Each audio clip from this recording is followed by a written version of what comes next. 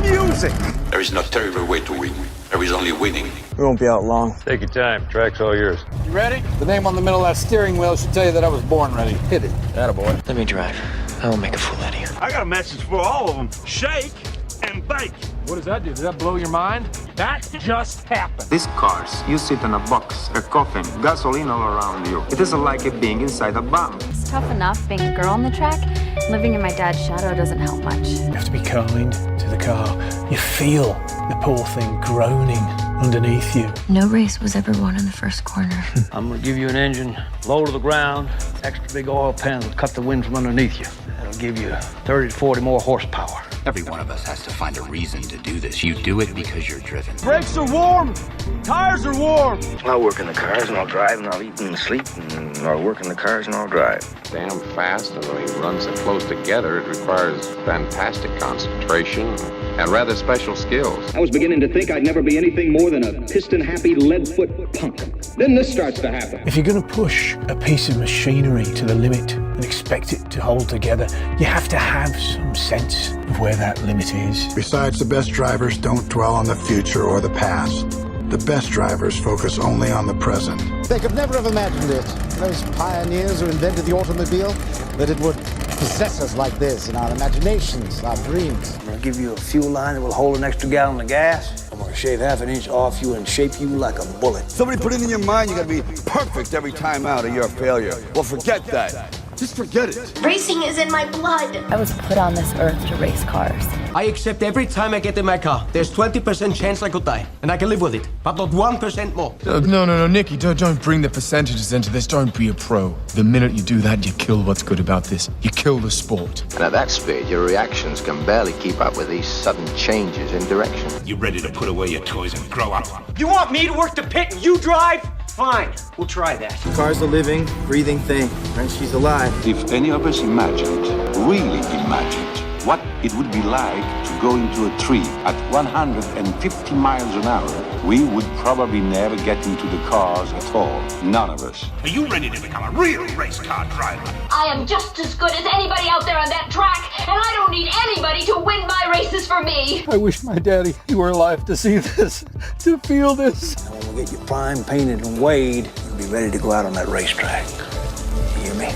You're gonna be perfect. You don't understand what happens, do you? They make 10,000 cars, they make them exactly the same way, and one or two of them turn out to be something special. Nobody knows why. When I won it was probably the last time I ever felt pure victory. So it has always seemed to me that to do something very dangerous requires a certain absence of imagination. Because I'm quicker than all of you. Soon you will know what it is like to be defeated by the hands of somebody who is truly better than you. The only thing to do here is to drive just as fast as you know how and hope your car doesn't break. And if you no longer go for a gap that exists, you're no longer a racing driver. If you ain't first, you're last. There's 40 other vultures out there who managed to finish the race on their tires. You see Darrell Waltrip using up his tires? There's nothing I can't do with a race car. I mean, hell, isn't that what we're in this for?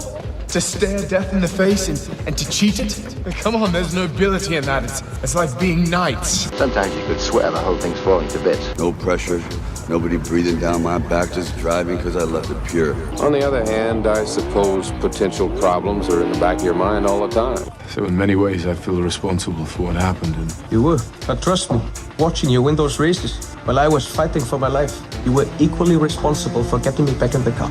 You're so lucky. You sit there all closed in by machinery and bolts, precise things. There's hardly any room for you. It must be a nice, safe feeling. Yeah, you gotta learn to trust something. Might just as well be the seat of your pants. A lot of people go through life doing things badly. Racing is important to men who do it well. When you're racing, it's life. Anything that happens before or after, it's just waiting. Well, we can drive. We can drive beyond the limits of the tires, the engine, the car, anything else. Look out there is the perfect lap. No mistakes, every gear change, every corner, perfect. You see it. I just hope when you do, that I'm there to see it. Ask any racer, any real racer. It don't matter if you win by an inch or a mile. Winning's winning. But it isn't just business, is it? What we do. It's passion, love, which is why we're prepared to risk our lives for it. Racing, That's the name of the game, isn't it? Win or lose, put up or shut up. Why does everybody keep telling me what my problem is? That you get so emotional. You would never, ever say that to a guy. If you don't leave your feelings off the track, you're never going to get what you want. I'm a race driver, and I can win it on my own. Please let me race. Fine. Then let's race.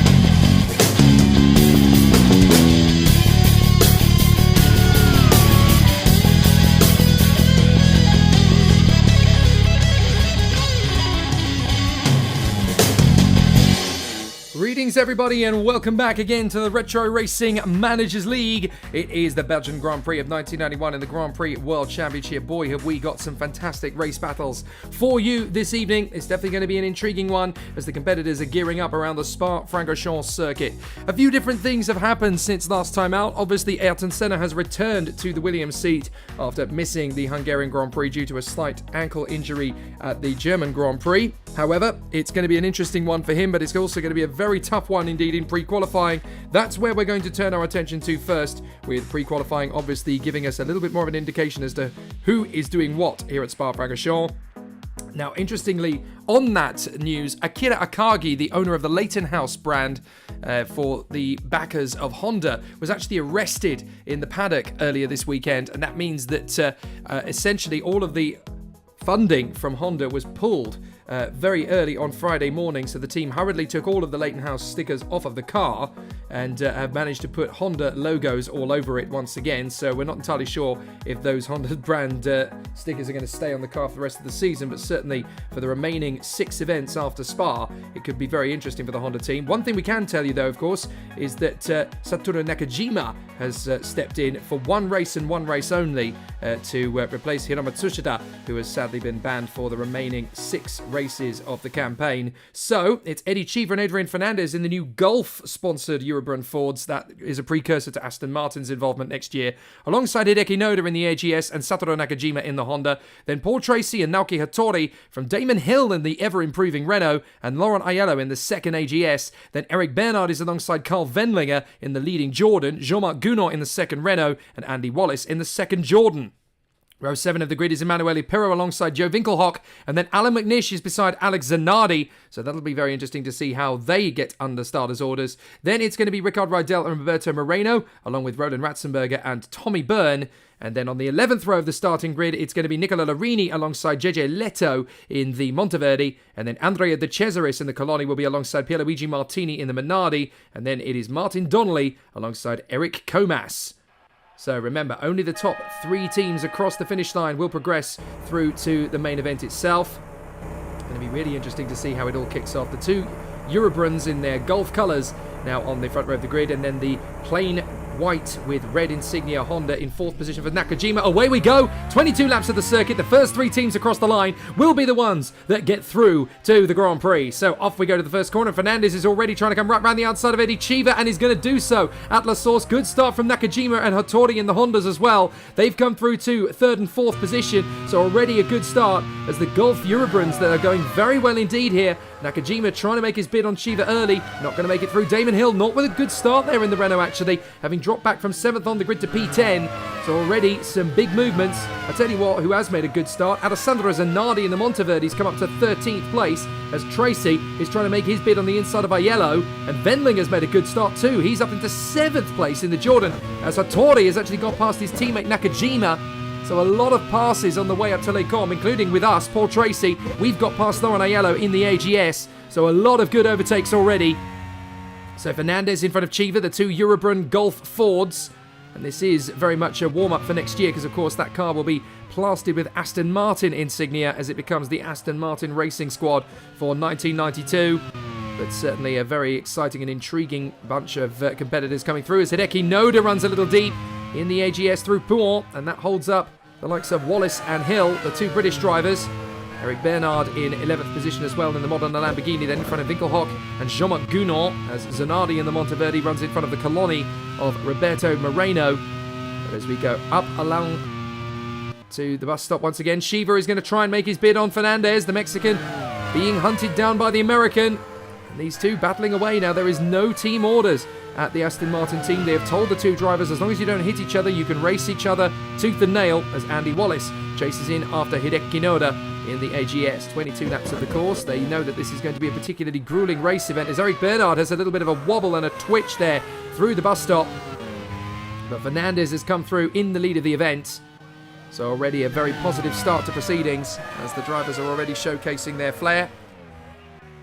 Up to La Source for the first time, and it's Fernandez and Shiva in the two Eurobruns. Out in front from Naoki Hattori and Satoru Nakajima in the Honda. Everybody still going strong. Tracy in 5th position, then Lauren Aiello, and that's Satoru Nakajima! Nakajima spins the Honda. So Satoru Nakajima, goodness me, he was very lucky there not to collect Hideki Noda and Carl Wendlinger as he came through. So Satoru Nakajima, unfortunately, has dropped all the way back to what I think is about 11th position. So big mistake from the Japanese driver there. Obviously back in the hot seat for the first time in quite a while. So Satoru Nakajima, a consultant now at the Honda team. And sipping in for just one race in order to allow Aguri Suzuki to get back into the car at Monza alongside Naoki Hattori.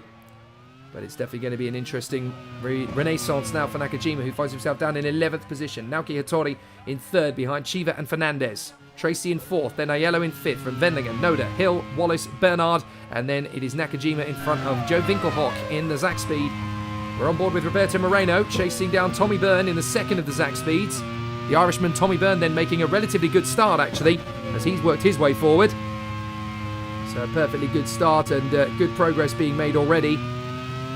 The competitors already on a bit of a surge as the drivers want to make steady progress at this early stage of proceedings. But the two Eurobruns out in 1st position. There's Naoki Hattori in the Honda.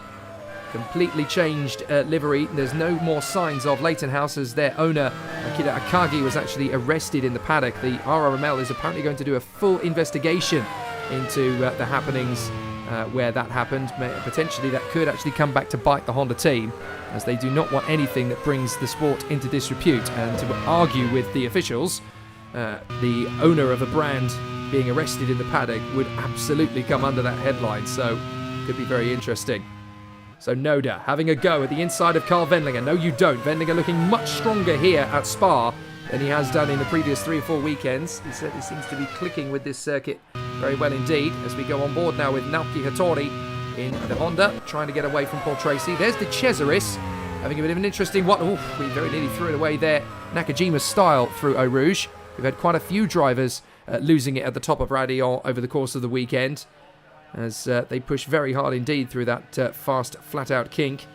And they just get a little bit cross-haired as they run through. But the Cesaris certainly having a good run in behind one of the Minardis. I would guess that is Pierluigi Martini.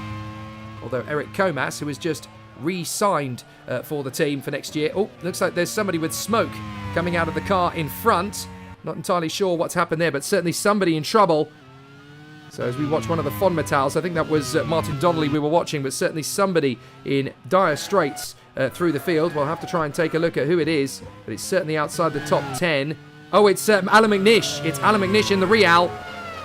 So the Scottish driver, Alan McNish, is in big trouble here as the car is on fire. He's not really had the opportunity to showcase his true talents here in this particular team in 1991, but hopefully in 92 he'll get another chance. And that's Tracy slowing. Tracy's got a puncture. So Paul Tracy in the Modena Lamborghini is coming to a stop with a puncture just before the pits. That is bitterly disappointing for the Canadian. So Tracy is out of the race, and so too is going to be Alan McNish. So 2 retirements on lap 3. Very unfortunate indeed for those two. So Chiva out in front, Fernandez in 2nd, Hattori, Aiello, Wendlinger and Noda. And then Damon Hill in the Renault in front of Andy Wallace in the 2nd of the Jordans. There is McNish's Real being escorted off the circuit at Blanchimont. And so the 2 Eurobrun Fords, which will become Aston Martin Fords next year, with very much the same livery on the cars. The Gulf colours return to the Premiership of Grand Prix Racing. As you can see, it's going to look pretty spectacular next year.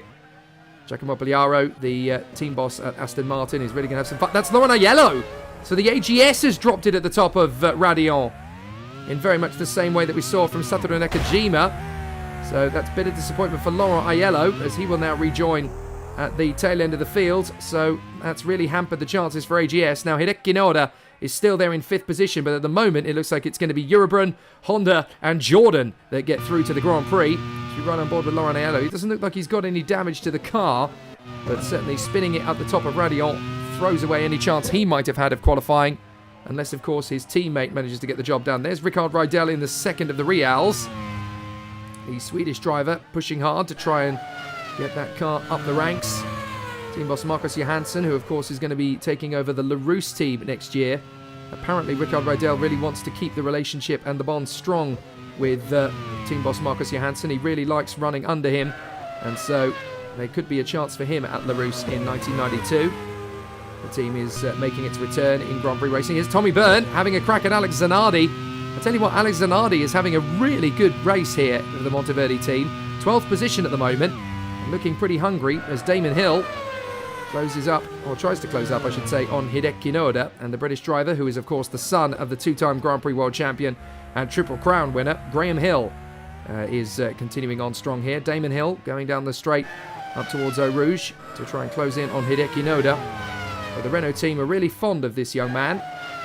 Still very new to the world of Grand Prix racing. They want to put him alongside a star name for 1992, is the official line from team principal Lewis Bassendale. There is Adrian Fernandez, having lost out to Eddie Cheever. Cheever is now stretching out the gap. There's Eric Bernard in the sole remaining Modena Lamborghini, now trying to make his move up the inside of Andy Wallace, and he's gone through at Les Combes.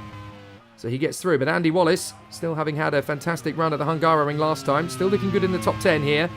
Just in front of Satoru Nakajima, the Honda driver, and Nakajima's going to try and make his bit up the inside of Wallace now. There he goes, no problems at all for him to get through.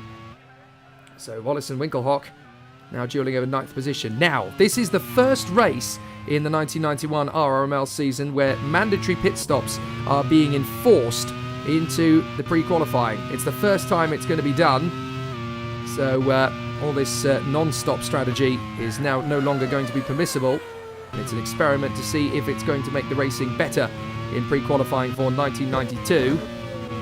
So we'll have to see if this experiment works for the teams. Everybody seems to be relatively in favour of it. That's the interesting reactions that we've had in the paddock. It just evens things out and makes it more of a race rather than a strategy battle. So we'll have to see if it all continues to be positive by the time the checkered flag falls. And that's Martini pulling off. So Pierluigi Martini in the Minardi. I'm afraid that's going no further.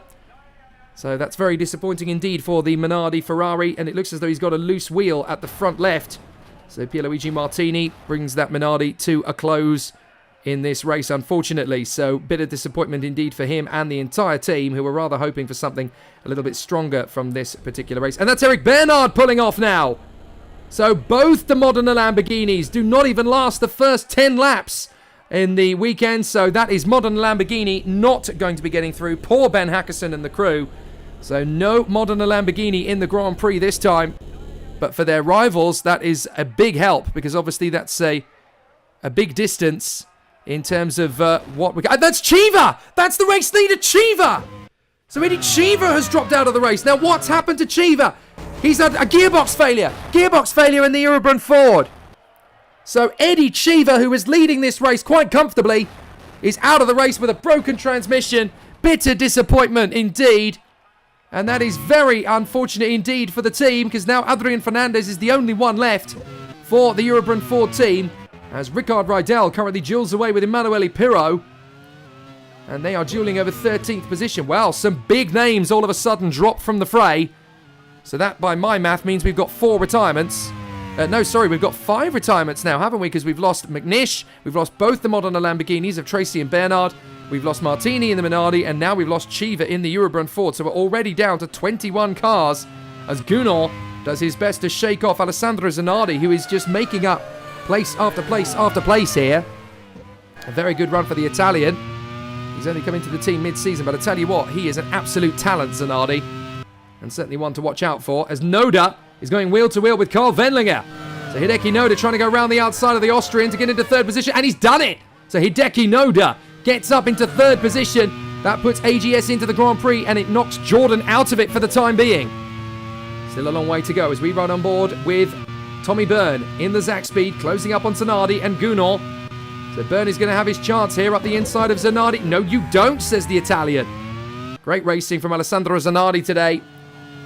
Certainly giving Monteverdi a chance of a top 10 finish. They're there at the moment on lap 7. That's not a bad place at all for Monteverdi to find themselves after the difficulties they've had. There's his teammate JJ Leto, currently running in 16th in the second car. So not a bad run, and certainly for team boss David Junt, who is going to be March engineering bound for next year. It's going to be really interesting to see how Monteverdi can finish off on a fine tilt. So certainly the Monteverdi's putting on a good show in the second half of the season, even though they really struggled in the first half. Ironically, they've actually hinted and suggested that a lot of their progress has been stunted by the amount of money that has been poured into the arrangement that they have with the French comic book brand Vaillant. And apparently that's kind of distracted them in the first half of the season away from actually making good, sensible progress. As we look at Andrea De Cesaris in the Subaru Coloni. Could be the last few races that we see Subaru engines in Grand Prix racing, and certainly with Coloni. They started the year well, and then Lewis Bassendale was headhunted by Renault to lead the team, and he left the squad in the capable hands of Danny Darwin, but unfortunately the Subaru engines came with them, and so it's been a bit of a tricky situation for them. Here's Fernandez, still pummeling away on the Eurobrun, hoping to continue to extend that advantage. There's Emanuele Pirro we're on board with now in the Dallara, just trying to gain as much time as humanly possible after a very tricky start to proceedings here. So everybody's still trying to make good positions if the opportunity arises. It's not going to be very easy to see how it all progresses, but obviously it will be a pretty close quarter of racing as Adrian Fernandez continues on his charge, looking very comfortable at this point. Fernandez having a very solid race of it here up front. The Mexican in the Eurobrun Ford, which now wears the Gulf colours that we are expecting to see from them in 1992 with Aston Martin. As we ride on board now with Rickard Rydell, the Swede, in the sole remaining Real with its Ilmor engines, the same engines that are being used by Brabham. And Ilmor are looking very comfortable to pick up the contract with Mercedes for next year to have a Grand Prix engine.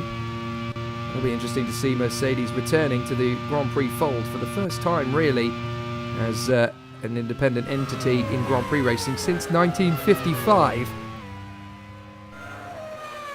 So some good battles down the Camel Straight as we look at Andrea De Cesaris still trying to close up on JJ Leto. And I can tell you that Tommy Byrne has actually got past Zanardi in the Monteverdi now, so Tommy Byrne joins his teammate Joe Winkelhock in the top 10. So the three teams that are likely to go through at the moment are not a massive shock.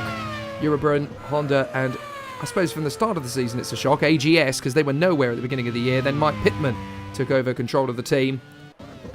And we know that the incredible work they've done to turn that team around certainly interested Peugeot to pick up the squad for next year. So Peugeot has actually bought out the AGS entity, and they will keep Mike Pittman in charge, and so Peugeot will make their Grand Prix debut. Certainly in Formula 1, it'll be the first time they've raced in Grand Prix since the dawn of the sport. And it's definitely very fitting that they're going to be returning to the sport that they very much claimed their own in the first part of the century, as they return to it in the last part of the century.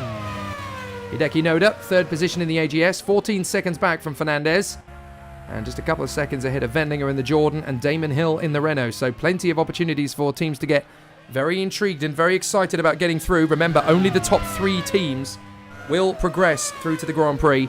And here at Spa, this place has really proved to be a bit of a car breaker. But everybody's still going strong here at Spa-Francorchamps. There's Fernandez, still leading in the Eurobrun. No major surprises there as Naoki Hattori runs in second place in front of his teammate Satoru Nakajima, who runs in P6 at the moment. What a difference a few races has made. The Honda was so dominant in the past. It's still running in the top 3. Let's not count that out, but I think they just kind of want to get rid of this whole Kira Akagi incident and put it behind them. So it's going to be really interesting to see how it all progresses. So we have 5 retirements in this race. Both the Modena Lamborghinis are out of the race. Pierluigi Martini in the Minardi has retired. And we also have a retirement from Alan McNish in the Real, but most dramatically of all, Eddie Cheever from the lead in the Eurobrunn Ford, dropping out of the race. That was bitter disappointment. And now Andy Wallace in the Jordan has got pressure from Smokin' Joe Winkelhock right in behind him. The Zach Speed is all over the tail end, trying to get through the Zach Speed BMW to try and move up the inside. And Joe Winkelhock had a look there on the inside of Wallace, but I think Andy Wallace was able to keep him back. Unfortunately, we looked away to Hideki Noda at exactly the wrong moment. And there's Noda's teammate, Laurent Aiello, getting his move on the inside of Eric Comas, who has just extended his contract with Minardi into 1992.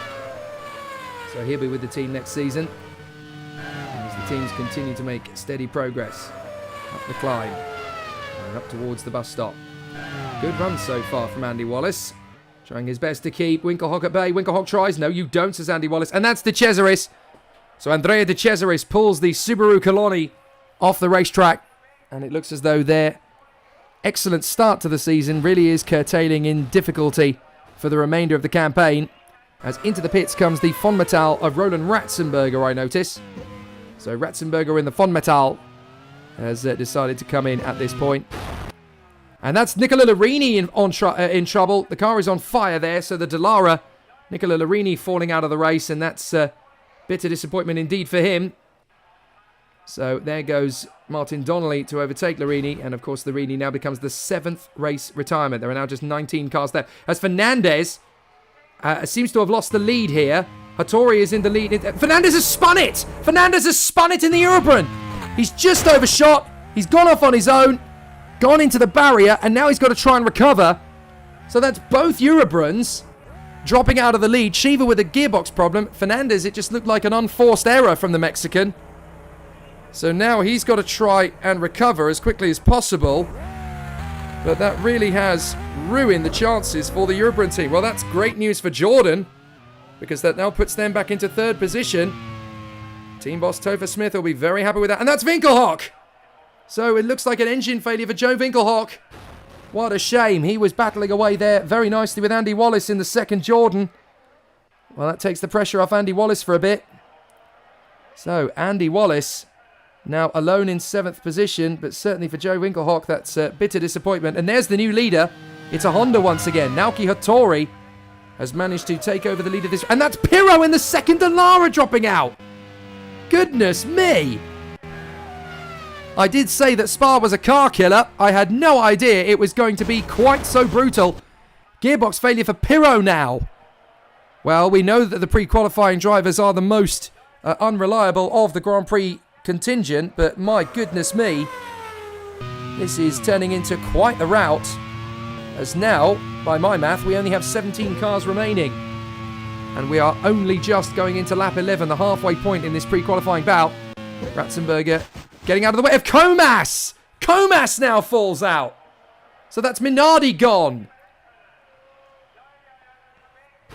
Well, I mean, I've seen some high attrition races in the Grand Prix World Championship, but this is absolutely taking the biscuit at the moment. Naoki Hattori comes through in front of his fellow Japanese driver Hideki Noda. British Formula 3 race winner in 2nd position, 6 seconds back. And then Carl Wendlinger in the Jordan in 3rd position, in front of Satoru Nakajima in the 2nd Honda. Then Damon Hill in the Renault. Fernandez in the Eurobrunn Ford. And then it will be Andy Wallace in the 2nd Jordan, Jean-Marc Gounon in the 2nd Renault, Tommy Byrne in the sole remaining Zach Speed. There he is. And in 10th place again, it is the Monteverdi of Alessandro Zanardi.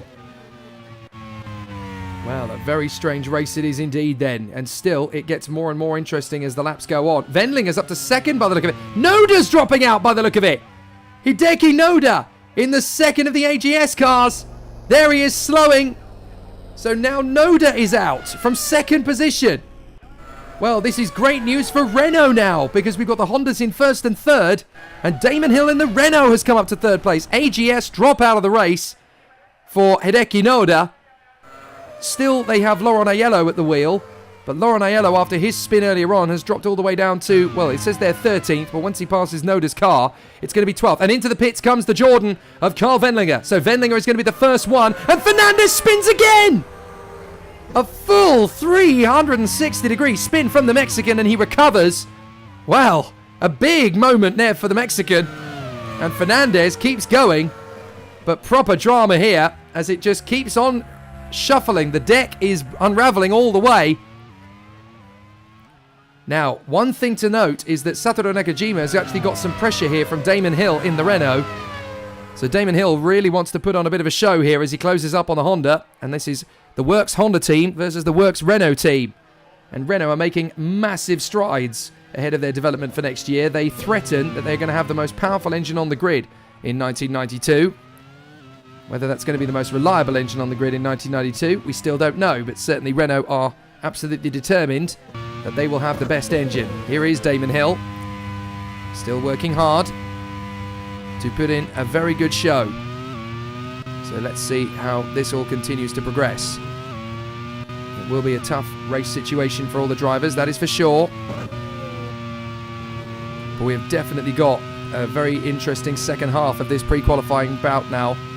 We have the two Hondas, Hattori and Nakajima in first and second. Damon Hill is third in the Renault, but let's not forget that Carl Wendlinger in the Jordan has made a pit stop from what was second place.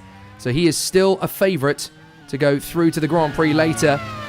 But we've got 11 laps to sort all that out. As Damon Hill pushing hard, you can see he actually flicked the wheel on the grass there in his bid to try and keep up with Satoru Nakajima. And Nakajima, the superior Honda power at the moment, is just stretching away and definitely starting to hunt down the opposition. And into the pits comes Nakajima. So Nakajima has elected to bring the Honda into the pits on this lap. He clearly feels that he's going to have a bit more pressure if he keeps it out there. There is the race leader, Naoki Hattori, in his Honda. And Zanardi is going to follow Jean-Marc Gounod.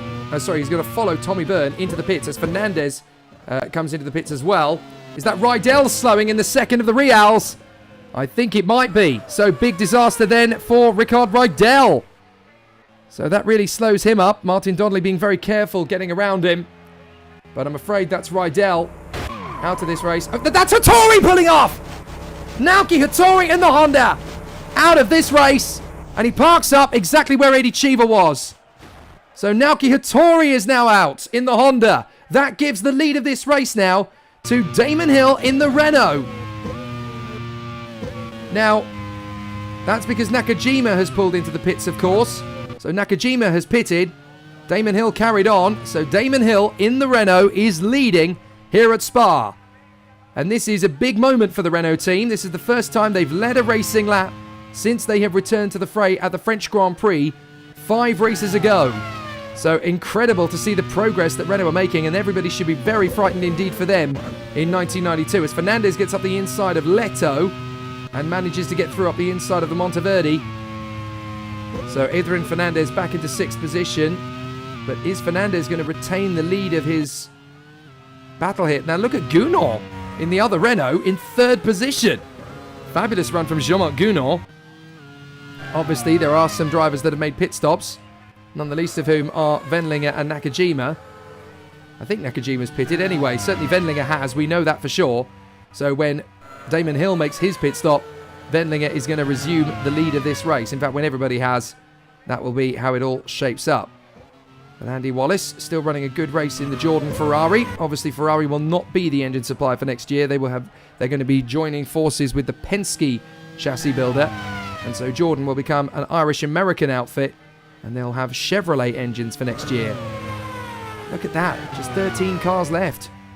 Hattori and Rydell out of the race as well. And so now we have only a few cars left as Nakajima is going to try and make his bid here to go wheel-to-wheel with Gounod down into the Eau Rouge, and he squeezes Gounod. Great run from Satoru Nakajima. He dives through, gets into 3rd position, and that's very good news for Nakajima. Byrne is on fire. Tommy Byrne in the Zach Speed pulls off at La Source. And the Zach Speed is out of the race now as well. So that's 2 Zach Speeds gone in the race that really is destroying the competition. Because all of these cars are cannoning out of the race now. Just 12 left. 12 left on lap 14. So there's Andy Wallace. 2nd position in the Jordan. Don't forget that he's still got to make a pit stop. His teammate Wendlinger already has. And these pit stops, these 1 pit stops are going to be mandatory, of course, moving forward. But Jean-Marc Gounod is really struggling. He's already let Nakajima go. And now Carl Wendlinger looking very threatening behind him in the Jordan on fresher tyres. He's going to make his own bid to try and overtake. Satoru Nakajima, 3rd position in the Honda. Vibes of Phoenix 1990, says Lola boss Tom Cairns. That's the reports we've got coming from down in the pit lane. Making their way up the climb. But Damon Hill is your leader. Wallace in second in the Jordan. Then Satoru Nakajima. Here's Carl Wendlinger making his bid on Gounod. And Fernandez running a little bit wide as he comes through Blanchimont. And now the race leader, Damon Hill in the Renault, is going to come into the pits. Now that's going to hand the lead of the race over to Wallace, unless indeed the British driver Andy Wallace is also going to pit, which he does. Satoru Nakajima goes through, so Nakajima will now take the lead of the race over. And Wendlinger goes through as well, so Nakajima will hit the front.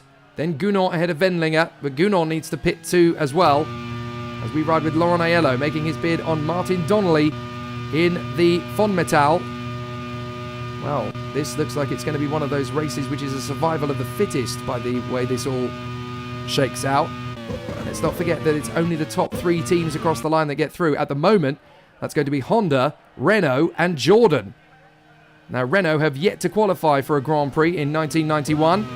But they've definitely come very close. Now, Gounod is here in front of Damon Hill. Gounod still needs to pit. Is there going to be some team order from the Renault team? Team principal Louis Bassendel alerting Gounod, let Damon Hill go. And indeed, Damon Hill makes very light work of Gounod. There's a genuine chance for Renault to get through to a Grand Prix here, and they know it. So Damon Hill in second place now, 5 seconds back from Satoru Nakajima. And there's Carl Wendlinger now trying to make his bid on the inside of Gounod. And Wendlinger goes off! Wendlinger flies off the road at Pouin! And there goes the chance for Jordan. Carl Wendlinger would have broken his front wing there. And so the Austrian, who was looking so good to get through, now he's got to limp back to the pits and repair that front wing. His teammate Andy Wallace is bearing down on him. A big mistake from the Austrian, who has now lost a section of front wing. They're going to have to replace that in the pits. There goes Wallace. He gets past Carl Wendlinger as Martin Donnelly in the Fonmetal is slowing. Big disappointment for Donnelly. So that looks like it's going to be game over for Martin Donnelly. And that's going to drop us to 11 cars running in this race. We only need 3 to cross the line, don't forget, from 3 different teams. And Jean-Marc Gounod comes into the pits now in the Renault. That hands third place to Fernandez, who is now incredibly back into contention for the Grand Prix with Eurobrun. So Martin Donnelly out of the race then in the Fonmetal. It was great while it lasted. It lasted until lap 14. But then Satoru Nakajima takes back the lead in front of Damon Hill by 4.9 seconds. In fact, Damon Hill is actually catching Satoru Nakajima now. So Nakajima in his first race back for Honda since 1990. He hasn't raced all year. He's been on the pit wall for the team, helping them out. And Carl Wendlinger, rather sadly, comes into the pits to repair the front wing and has now rejoined dead last and has dropped to the back of the field. Very unfortunate indeed. But Andy Wallace still has a chance of qualifying. He's in 4th position for the Jordan team. So it's not done yet. So a fabulous situation there. Topher Smith has already made it very clear that he's not happy with Jean-Marc Gounod's defence. They were on a different strategy to him and he should have let Wendlinger go rather than distract him into that mistake. And that's the sort of the vibes we're getting from the Jordan pit wall. Adrian Fernandez going well. Here's JJ Leto in the Monteverdi, going a little bit deep down at the bottom of the hill into No Name Corner, the left-hander. But both the Monteverdis are going. Zanardi's up in P5 now. That's certainly the highest I can remember a Monteverdi running. So team boss David Junt of Switzerland will be very happy indeed with that. Jean-Marc Gounod running in 6th place now in the Renault after his pit stop in front of Roland Ratzenberger, another driver hanging on and therefore doing a good job as a result of it. As Damon Hill in the Renault is now just 4.6 seconds back from Satoru Nakajima. So the Honda driver, who is on his return, obviously still has a lot of work to do, but is certainly having a tough job of it with Damon Hill bearing down on him. Through they go. And Damon Hill looking very tidy, actually, as a driver. He seems very smooth. Oh, that's Gounod! Gounod has spun the Renault in front of Ratzenberger and Moreno. So Gounod has spun it coming out of the bus stop. And I think Louis Bassendel is going to be bitterly disappointed with his young man after that. There's already suggestions that he's going to replace him with Brabham test driver Emmanuel Collard for next year. He's certainly looking to bring the Renault test driver to the full-time race deal if he gets an opportunity to sign him. Damon Hill, however, is pushing hard to retain his Renault seat for next year, and a drive here like this will definitely help his cause. It is starting to get to silly season. You need to put on a good show and demonstrate to the race teams out there why you are worth going for in 1992, as Wendlinger is desperately trying to showcase that to his team boss and has managed to get back onto the toe of Jean-Marc Gounod. So Gounod and Wendlinger, who have spun and dropped down to the back of the field, they're now battling over 10th position, which would be the final championship point if this was a Grand Prix. But as it's pre-qualifying, it's only the first 3 teams across the line that count. So Moreno currently battling with Roland Ratzenberger for 6th position. Such is the crazy nature of this race. We're on lap 17 out of 22, and it's looking pretty neat and tidy now for Honda, for Renault, and for Eurobrun Ford to be the 3 teams that go through. It would certainly be the first for Renault, but at the same time, it would also be very decent work for the other 2 teams that will go through, Honda and Eurobrun Ford. So it'll be good to see them make their way through. 5 laps to go for Satoru Nakajima. There's Fernandez, 3rd position in the Eurobrun, looking very tidy at the moment. And here comes Jean-Marc Gounod in the Renault, having another crack at Carl Wendlinger. Wendlinger having already got through. No thanks. As Zanardi locks up big time into turn 1. Manages to get the car moving again. A little bit of a hiccup there for the Monteverdi driver, who of course replaced Ivan Capelli earlier in the season. The test driver, Alex Zanardi, who's had a very sturdy season in F3000. Very fast indeed. And wanted to showcase he has what it takes to race at the top level here. And so the Monteverdi team decided to bank on this young Italian. And he's definitely doing a grand job. Satoru Nakajima, 4.2 seconds ahead of Damon Hill in the Renault with just under 5 laps to go. And you can really sense that Satoru Nakajima urging the Honda team forward in the hope that they will get through to yet another Grand Prix. But certainly things have been very tricky for the entire Honda Works team over the weekend, none the least of which is because of the arrest on Friday morning of Akira Akagi, the owner of the Leighton House company, which obviously puts all the funding into the Honda team, so that's all been stripped from them, and now apparently the funding is going to have to come from other sources, but they certainly want to disassociate themselves from the Leighton House name moving forward. So there is Roland Ratzenberger, the Austrian driver in the Fonmetal, still having a relatively good race of it in front of Roberto Moreno in the Subaru Coloni, as the Brazilian is trying to hustle the Austrian into a mistake if he can. With 11 cars left in this race and 4 laps to go, it's looking pretty neat and tidy. However, we've said that before in Grand Prix World Championship races, and then it turns out that there's a lot more drama still to come. But certainly for Honda, for Renault, and for the Ford Works outfit, or Eurobrun, as of course is its old name and it's affectionately known by here in the paddock, it's still looking relatively tidy for all 3 manufacturers to go through to the Grand Prix on the Belgian Grand Prix weekend. Satoru Nakajima in the Honda doing a grand job. Damon Hill in the Renault in 2nd, and the Ford in 3rd position of Adrian Fernandez. 3 different works teams, essentially, 3 manufacturers, all battling away for supremacy in the hope that they can get through to the Grand Prix qualifying session here in Belgium. On board with Damon Hill. The gap comes down to 3.3 seconds between himself and Satoru Nakajima, so there's clearly an opportunity to move forward as we look at Zanardi in the Monteverdi, trying to close up on Andy Wallace. The gap between those 2 is just 7.5 seconds. So it doesn't seem as though Zanardi's going to be able to catch Wallace, but he can certainly get relatively close to him. And let's not forget that we've got 4 different teams in front of Monteverdi at the moment. So it's still looking like a long shot that they're going to get through. Also, spare a thought for Fonmetal, who find themselves in 6th position, and Coloni Subaru, who find themselves in 7th, ahead of the AGS of Aiello, and the second of the Monteverdis of Leto. Who would have said this coming into the event? There's only 3 teams with 2 cars left in it, and they are Monteverdi, also Jordan, and Renault. I'm not sure those were the 3 teams we would have said by this point that still have 2 cars running in the race. But as we have now 3 laps to go, Carl Wendlinger trying to close up on JJ Leto in the Monteverdi in the hope that he can spring himself back into contention once again. But obviously here at Spa-Francorchamps, it's been a very punishing race, but it does look as though it's going to be Honda, Renault and Ford Eurobrun that will get through to the Grand Prix, with Jordan cruelly missing out if it stays like this, because obviously Carl Wendlinger was in a very competitive position to move forward. Look at Damon Hill in the Renault, really starting to chip away now at the Honda lead. He doesn't even have to catch and pass him, he just needs to stay relatively within sight of the Japanese driver. As Satoru Nakajima is really being hunted down by Damon Hill. The Renault's breaking down! The Renault's breaking down! Damon Hill is slowing! Renault are not going to get through after all! Ah! Well, the hearts at Renault just broke as Damon Hill was catching Satoru Nakajima. Looking good for the win in pre-qualifying. And Renault now have just Jean-Marc Gounod down in last in 10th position. So that puts Andy Wallace in the Jordan back into 3rd position again. So Jordan now, with just 2.5 laps to go, have a chance to get through to the Grand Prix after all. My goodness me. Drama at the end there, but for Renault it is bitter, bitter gall.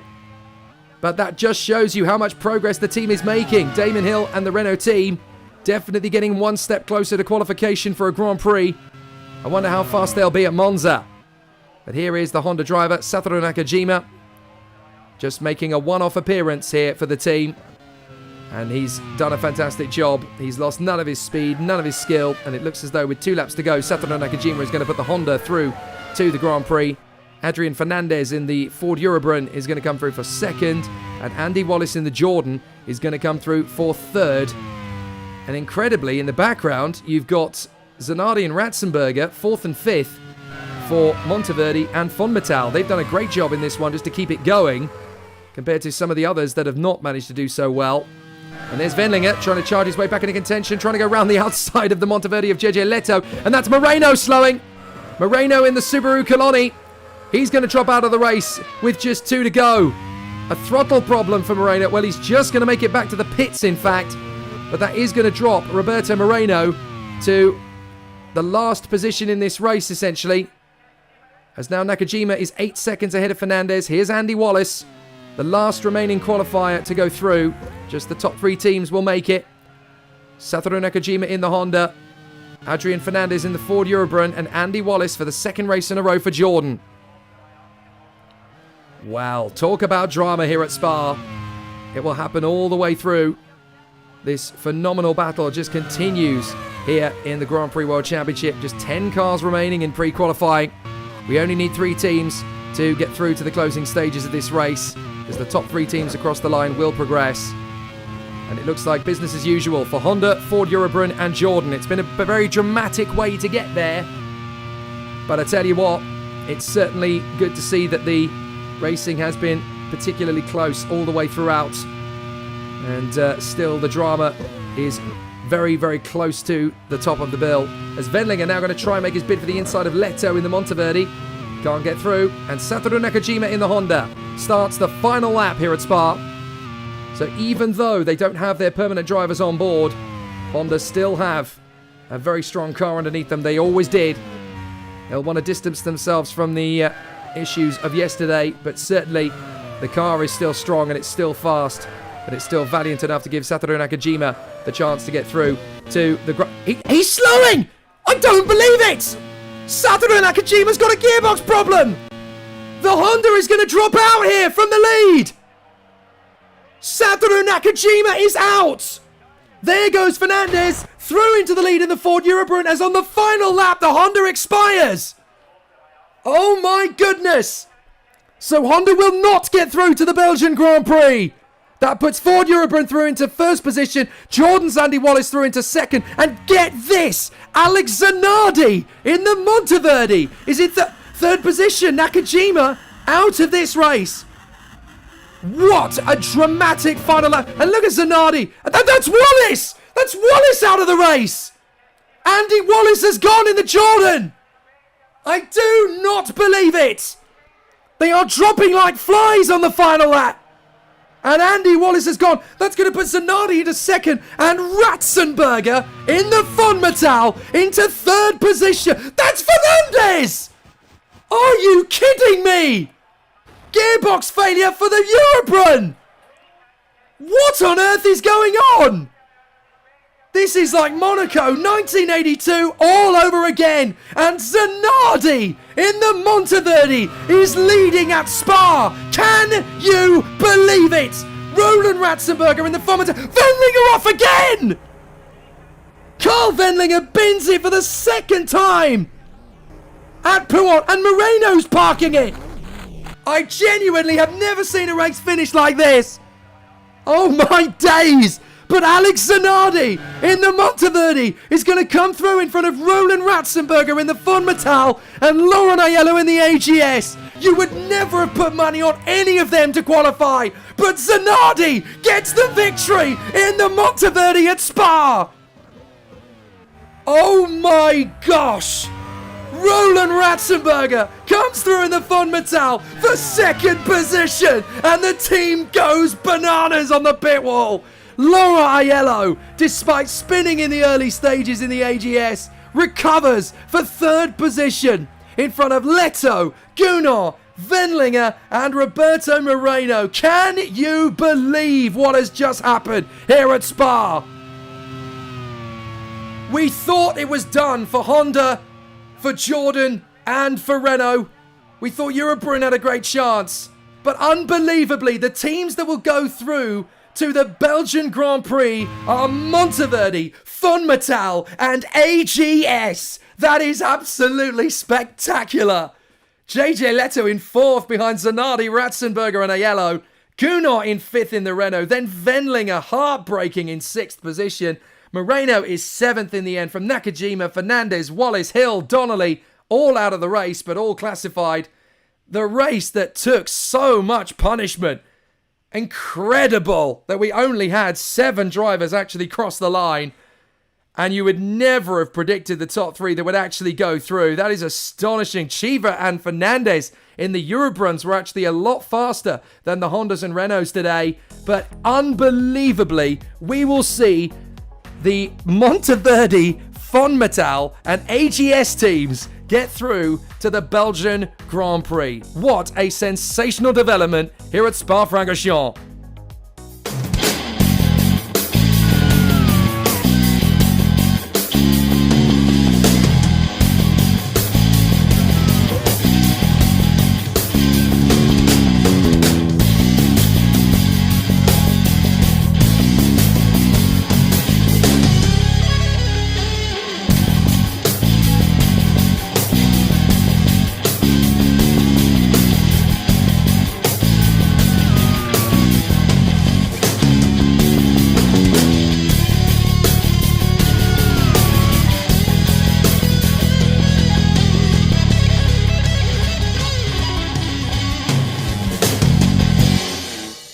Well, certainly that pre-qualifying race was one of the most dramatic ends to a Grand Prix event that we've seen for many, many years. But it means that the Monteverdi, Fonmatal and AGS teams will go through to the Belgian Grand Prix. Absolutely phenomenal. Well, that was what happened in yesterday's pre-qualifying session. Now we come through to the Grand Prix itself. And obviously, everybody trying to knock Ayrton Senna off the top of the perch in Grand Prix qualifying. They weren't able to on this occasion, but Riccardo Patrese in the Ligier was the next closest. A 1:46.4 from Senna in qualifying, a 1:48.1 for Patrese. Berger and Nannini in the McLarens in front of Schumacher and Mansell in the Ferraris. Eddie Irvine in the second Ligier ahead of Mika Häkkinen, the world champion, in the Brabham. Then it's Gilles de Ferran in the second Williams ahead of Nelson Piquet, reportedly in his final race for Arrows. Then Rubens Barrichello and Martin Brundle. And that is, of course, Tyrrell versus Benetton. Frentzen is in his final race for Tyrrell before returning back to the Arrows team alongside Alboreto in the Lotus. Then Blundell and Gugelmin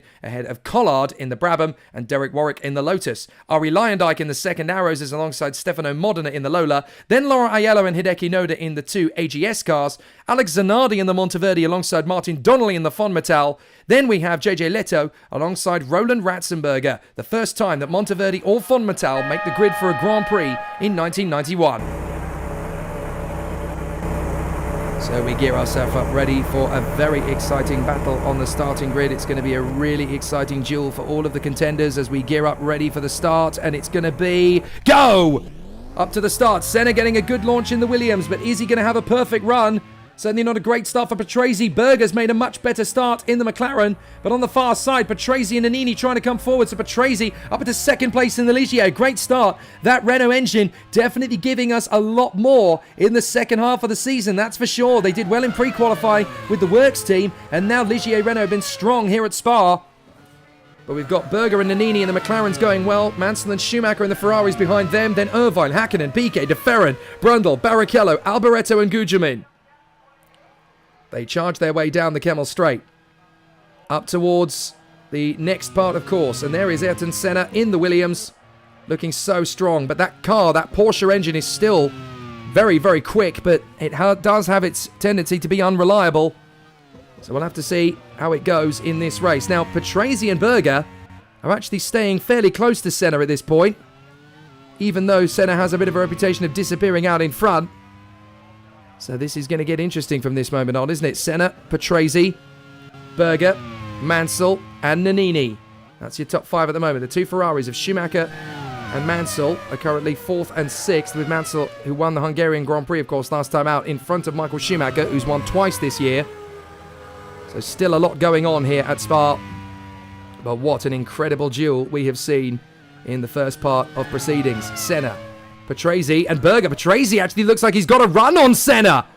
He is going to try and make the bid. Berger is in the mix there as well in the McLaren. Oh, and Berger very nearly got sideswiped there by Patrese. So Patrese was going for Senna, but Berger was going for Patrese in the same breath. And that very nearly ended in a very nasty accident on the very first lap of the Belgian Grand Prix.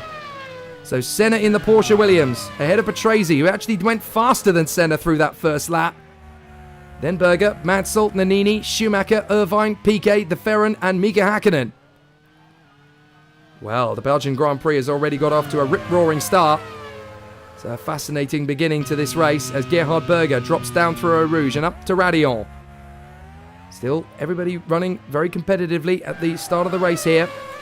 And don't forget, the top 10 cars now in the Grand Prix will score points for the championship. And certainly for AGS, for Von Metal and for Monteverdi, all bets are off. They managed to get through that crazy... Oh, big incident in front of them! Something's happened there on the way through Eau Rouge. And I think we've had a big accident. Couldn't quite see who it was, but certainly a big incident on the way through. And we've had a couple of drivers spin off the road there on the exit of Radillon. Now, I didn't quite see who was involved in that one, but we haven't seen anybody out of the race, so clearly everybody seems to be okay. And I wonder if it's just... No, Laurent Aiello is out. Aiello is out in the AGS.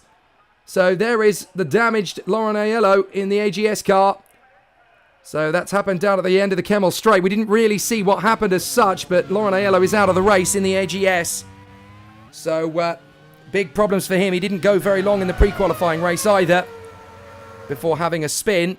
He did make it to the flag in the end, but certainly the run up to Radillon has definitely not been kind to Laurent Aiello in this Grand Prix.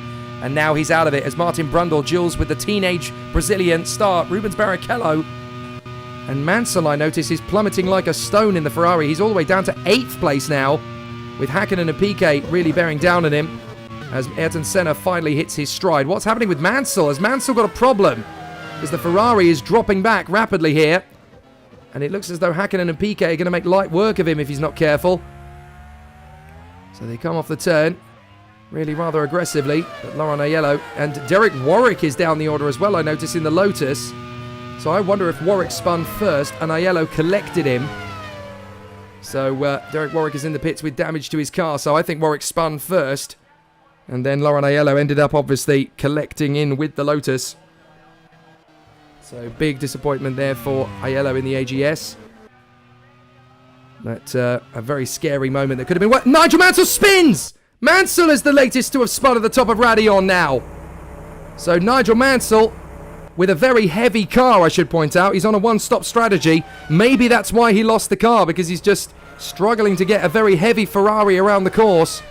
And I'm afraid Nigel Mansell has spun the Ferrari down to the back of the field, and he nudges the Armco on the way through.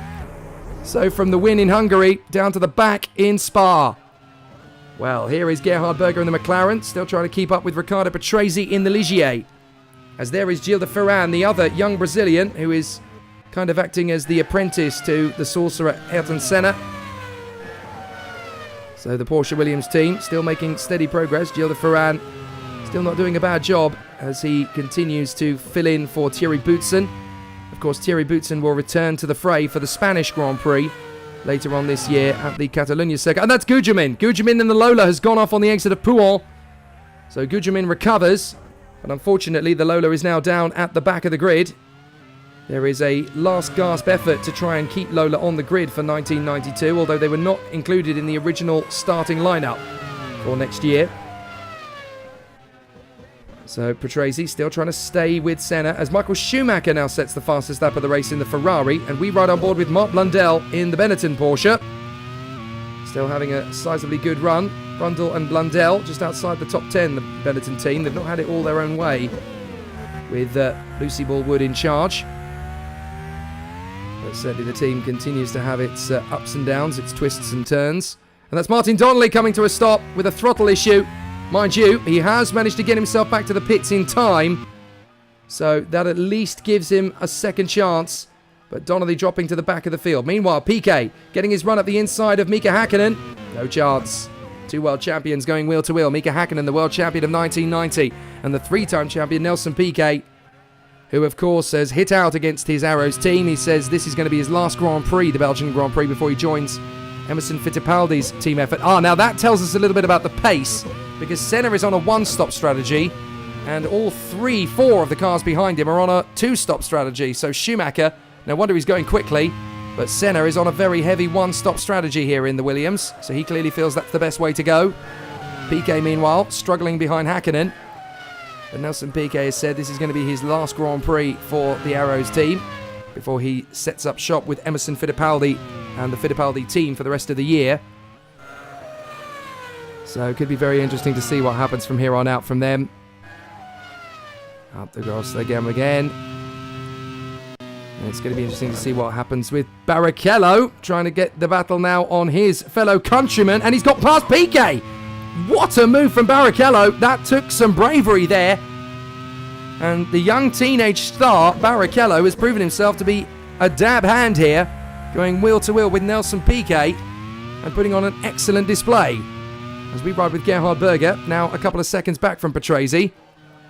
So Senna, Patrese in the Ligier, and then in third it is Berger. Just the one retirement so far on lap 5 of the 44-lap Belgian Grand Prix. So onto the back straight we go, and there's JJ Leto in the Monteverdi. What a race this has turned out to be for AGS, for Fonmetal, and for Monteverdi to get through in the most dramatic of circumstances from the pre-qualifying race, with the lead changing several times on the final lap. And then all of a sudden, for the race to suddenly come apart for several of the teams out there, and for Monteverdi, Fonmetal and AGS to get through, a great achievement for all three teams, and they thoroughly deserve it. So Senna, 2 seconds clear of Riccardo Patrese in the Ligier. This is where Senna can really get into his rhythm. Of course, he is on a one-stop strategy, but he's just pacing himself at the moment. Doesn't need to push harder than he is. As Hideki Noda in the sole remaining AGS Judd, trying to close in on Arie Luyendyk, the Dutchman, in the Arrows. So fascinating duel currently in operation here. And still the competitors battle on. On board with Luyendyk. So the Dutchman, the Flying Dutchman as he is known out in America, where he's been racing most recently. It's not going to be too long before we see it all change at Arrows, because obviously there's going to be a bit of a shake-up with Campari coming in to headline the commercial package for Arrows next year. And there are the two Porsche Williams cars we've just watched. Senna, now we watch de Ferran, who has had a very solid start to his Grand Prix journey. Not that it was expected. I think he was hoping that he'd get his shot, but I don't think he actually thought he would. With Thierry Boutsen, of course, missing 5 races from the British Grand Prix, so he will return to the fray after the Portuguese Grand Prix at Estoril. Next year, of course, is going to be quite a change to the calendar, as we're going to have a much more diverse worldwide approach to Grand Prix racing. And we now know viably what the race circuits are going to be for next year. The calendar will be unveiled during the Italian Grand Prix weekend at Monza for 1992. It's going to include a race in Africa. It's going to include 2 Asian races. as well as 2 races in the Pacific, one being Australia and the other most likely to be in New Zealand. So that's definitely going to make things very interesting indeed. Oh, and that's JJ Leto in the Monteverde spinning. Narrowly missed by both his teammate and Nigel Mansell in the Ferrari there. So JJ Leto just getting out of dodge there. As Mark Blundell in the Benetton still struggles to keep up with Michele Alboreto, 2-time winner this year in the Lotus. But today, struggling down in 13th. It's amazing how from one race to the next, certain cars suit certain circuits. But certainly for the Lotus team, it's been a bit of a head-scratcher all year. No pace for most of the season, and then in 2 races, Alboreto takes the win. As we are on board with Hideki Noda, trying to close up on the 2 cars in front.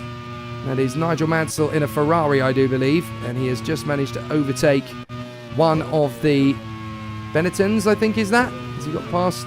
No, it's not Blundell. I think it might be Modena in the Lola, actually, that he's just overtaken, although it looks like they're going to continue to duel up the straight. So Senna in the Porsche Williams. It's Gugelmin who's dueling away currently with Ratzenberger.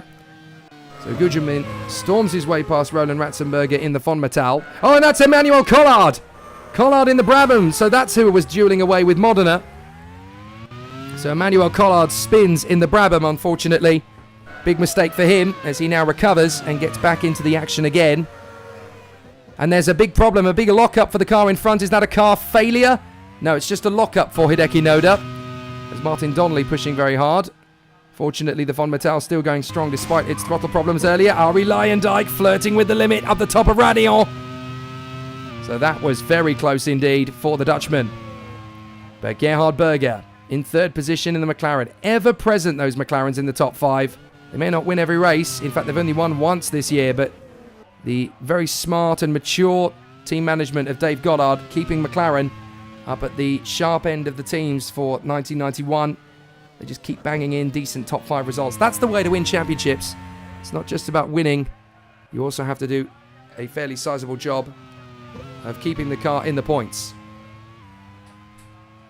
So still they battle on. Here's Alessandro Nannini in his McLaren, running in 5th position, in front of Eddie Irvine, the Northern Irishman, in the 2nd of the Ligiers.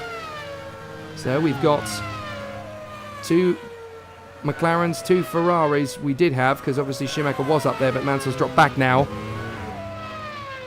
So let's see how it continues. Across the line comes Alessandro Nannini as we watch Mauricio Gugelmin now in the Lola.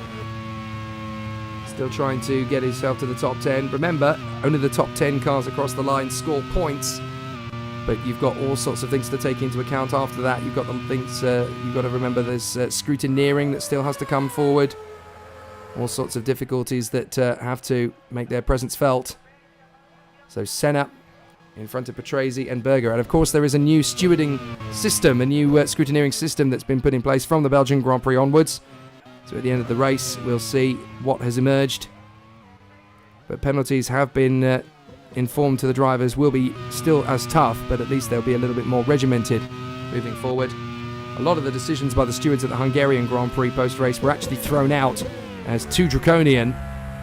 So the racing obviously needs to be fair, but it also needs to be firm.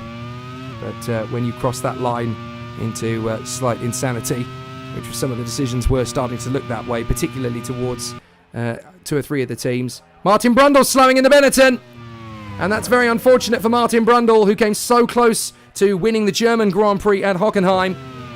But Martin Brundle out of the race then. Not even able to be competitive on this occasion. So Martin Brundle, yellow flags are out as Brundle's Benetton Porsche is being recovered at the side of the road. There it is, just being recovered by the marshals. Very unfortunate indeed for Martin Brundle and the entire Benetton team, as Nigel Mansell now comes through to move up into 19th place in the Ferrari as a result of that. So Senna out in front, Patrese in 2nd place, then Berger, Schumacher, Nannini, Irvine, De Ferran, Hakkinen, Barrichello and Piquet, as the field is continuing in a very solid aspect around this course, as Mauricio Gugelmin now follows in behind the AGS. That is of course Hideki Noda, the sole remaining AGS driver in this Grand Prix. We're getting close to 1/4 distance as Gugelmin is really starting to showcase brilliant flair for overtakes. He gets him around the outside. Mauricio Gugelmin definitely a talent to watch for in this Grand Prix, and certainly turning a few heads. He clearly wants a contract for next year with the top team. It's probably not going to be with Lola for next year, that's for certain. So the Lola team still need to figure out if they are going to continue racing in the realm they are currently in. Hideki Noda. Apparently the story with Lola is that they were going to pull out of the sport voluntarily because they wanted to focus on their IndyCar and Formula 2 programs for next year. However, a lifeline may have been thrown at the 11th hour to Lola to keep going. However, they didn't appear on the entry list for 1992. And the Fittipaldi team, which has still yet to seal up what it's going to do in terms of engines, in terms of sponsors, anything, how that's going to look for next year. But certainly at a Grand Prix test session later on this year, we're going to see some of those teams' interim cars for the first time, and a few other teams that are looking to get into Grand Prix racing for 1993 and so on are being invited to test out their new cars for the first time. And at that test session, we'll also have the test drivers of these race teams that haven't been out in the cars before getting their chance to get out onto the circuit and put some lap times in. So that'll be really interesting to see. Certainly for Arie Luyendyk, still putting on a good show as he continues to move forward.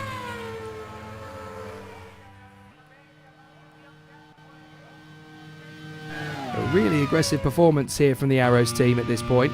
Here's Ayrton Senna, still leading the way in the Porsche Williams. He could do with another victory. He's come close a few times, but not quite sealed the deal. If you take away the victories he should have had, he should be the dominant championship leader of this season, as Collard very nearly trips over Stefano Modena, and Mauricio Gugelmin's now going to get his chance of the inside. Collard scrapes the barrier. So Emmanuel Collard definitely making as many friends as possible here in the Grand Prix, as he is now replacing Alain Prost for the remainder of the season. Of course, technically speaking, Alain Prost is only banned until the end of the Italian Grand Prix, but he decided he was going to walk away from Grand Prix racing from this moment on. So, fascinating stuff. But there is Nigel Mansell in the Ferrari. And Mark Blundell in the Benetton. Still trying to work his magic to go further forward. As the sole remaining Benetton driver now in this race. Never easy when one car drops out so early, because you know in your head there's a very good chance that your car might also go. But Blundell still trying to push Michele Alboreto, who is in 12th position in the Lotus at this point. There's Riccardo Patrese in the Ligier.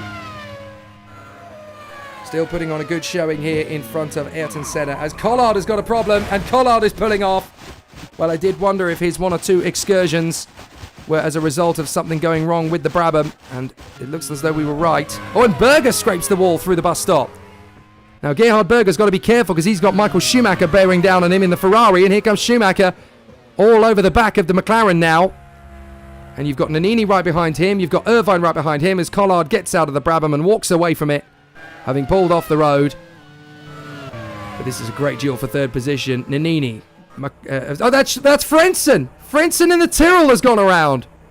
So Heinz-Harald Frentzen, who of course is scheduled to be back in the Arrows next time out. Oh, and very nearly clipped there by Arie Luyendyk, who of course is going to be his teammate next time out, because Frentzen is due to go back to the Arrows team in place of Nelson Piquet, we are told. The Luyendyk deal is going to carry on to the end of the year.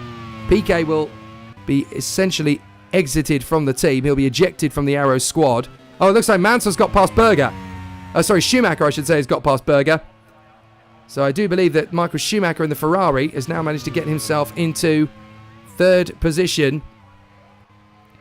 So Schumacher in third ahead of Berger and Nannini, with Irvine there in sixth position in front of De Ferran in the Williams. There is the other Ligier of Riccardo Patrese, who is currently running in second place, the Ligier Renault. That's another team that Alain Prost has been talking to for 1992, despite the fact that he announced his retirement after the German Grand Prix debacle. But there's several teams, most of them French, incidentally, Alain Prost is talking to. But yeah, as I was mentioning, this is going to be Heinz-Harald Frentzen's last race for the moment for Tyrrell, because of course he's going to be returning to the Arrows team next time out alongside Arie Luyendyk as Nelson Piquet leaves the team. That's going to put Jean Alesi back in the Tyrrell alongside Rubens Barrichello from the Italian Grand Prix onwards. And that's fairly critical because Jean Alesi really wants a decent race drive for 1992. He'd love to be in a top team. He's been assured that the Red Bull Tyrrell team are going to be a top squad for next year, despite the fact that they've gone for Repco engines, brand new, returning to the Grand Prix fold for 1992 for the first time since the late 60s, early 70s. So that'll be fascinating to see how the Australian engine builders continue to put on a good show. So coming up the crest, that's Michael Schumacher up the Kemmel Straight, trying now to close up on Riccardo Patrese in the Ligier. Fantastic talent, the young 22-year-old Michael Schumacher. Definitely a future world champion racing driver. He's just got to keep finding that tenacity, that knack. He and his teammate Nigel Mansell, of course, have extended their contracts for Ferrari to the end of 1992. Mansell has said that 1992 will be his last chance with Ferrari to be world champion. If he hasn't done it by then, he will go to another team or he will retire from racing, because obviously he is now 38 years old, Nigel Mansell. Getting close to the end of his life, but he still feels as fit as a fiddle as we ride on board with Eddie Irvine, the British driver, in his Ligier. And up in front of them, that's the two McLarens dueling for position. That's Berger versus Nannini. Gotta be careful when you race each other, boys. You don't want to take each other off the road. And certainly Nannini working incredibly hard to try and close up on his teammate from Austria, Gerhard Berger, as we ride on board with Eddie Irvine. So a fascinating situation then for the competition. So it's an interesting point about... into the pits comes Michael Schumacher. But yeah, an interesting point from Tom Cairns. He pointed out about young Hideki Noda, who is obviously in the AGS team. You'd be interested to know what size head Hideki Noda has, because it looks like he's taken the helmet from someone who is currently competing in karting. I think he's talking about the young Australian talent Mark Webber. Do keep an eye on what's going on in the world of world karting, as Schumacher, Barrichello and De Ferran have all come into the pits on this one. It's a very similar helmet design, but that is very much Hideki Noda's own helmet design. They are very similar in makeup, but that's a unique helmet design of Hideki Noda's own design. JJ Leto in the Monteverdi, still going strong as he continues to make progress on the far side of the course. It's great to see a Monteverdi in a Grand Prix, isn't it? They haven't had the chance to so far in 1991. And we were hoping for a couple of extra teams, fresh faces that we hadn't seen in the Grand Prix so far in 1991, and we certainly got that here at Spa. As Ayrton Senna has now completed 12 of the 44 laps. Not many laps at the Belgian Grand Prix, but then it's a very long circuit here at Spa-Francorchamps, so you don't get to spend quite so long behind the wheel. As we look at Derek Warwick trying to recover after his spin on the exit of Radillon, into which Laurent Aiello collected. Derek Warwick's car was damaged, but certainly not out of the race. Laurent Aiello, on the other hand, he was out of the race. So very unfortunate for the Frenchman. As Martin Donnelly comes into the pits, the Fonmetal driver from Northern Ireland. Now Gerhard Berger and Alessandro Nannini both under some pressure here from Eddie Irvine, the young British driver. So Irvine trying to make his move in his Ligier, looking very comfortable and confident. Irvine, a very fiery and feisty racing driver, and certainly looking pretty sharpish as he goes around the course. And I hope then he can prepare for a solid race deal for 1992 as we ride on board with Nigel Mansell in the Ferrari. Looking pretty confident through the right and then through the left again.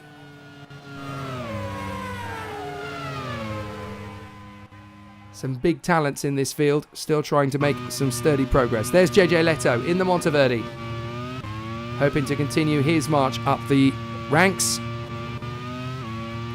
he's hoping to put on some good displays and some good driving. As into the pits comes Nelson Piquet in the Arrows.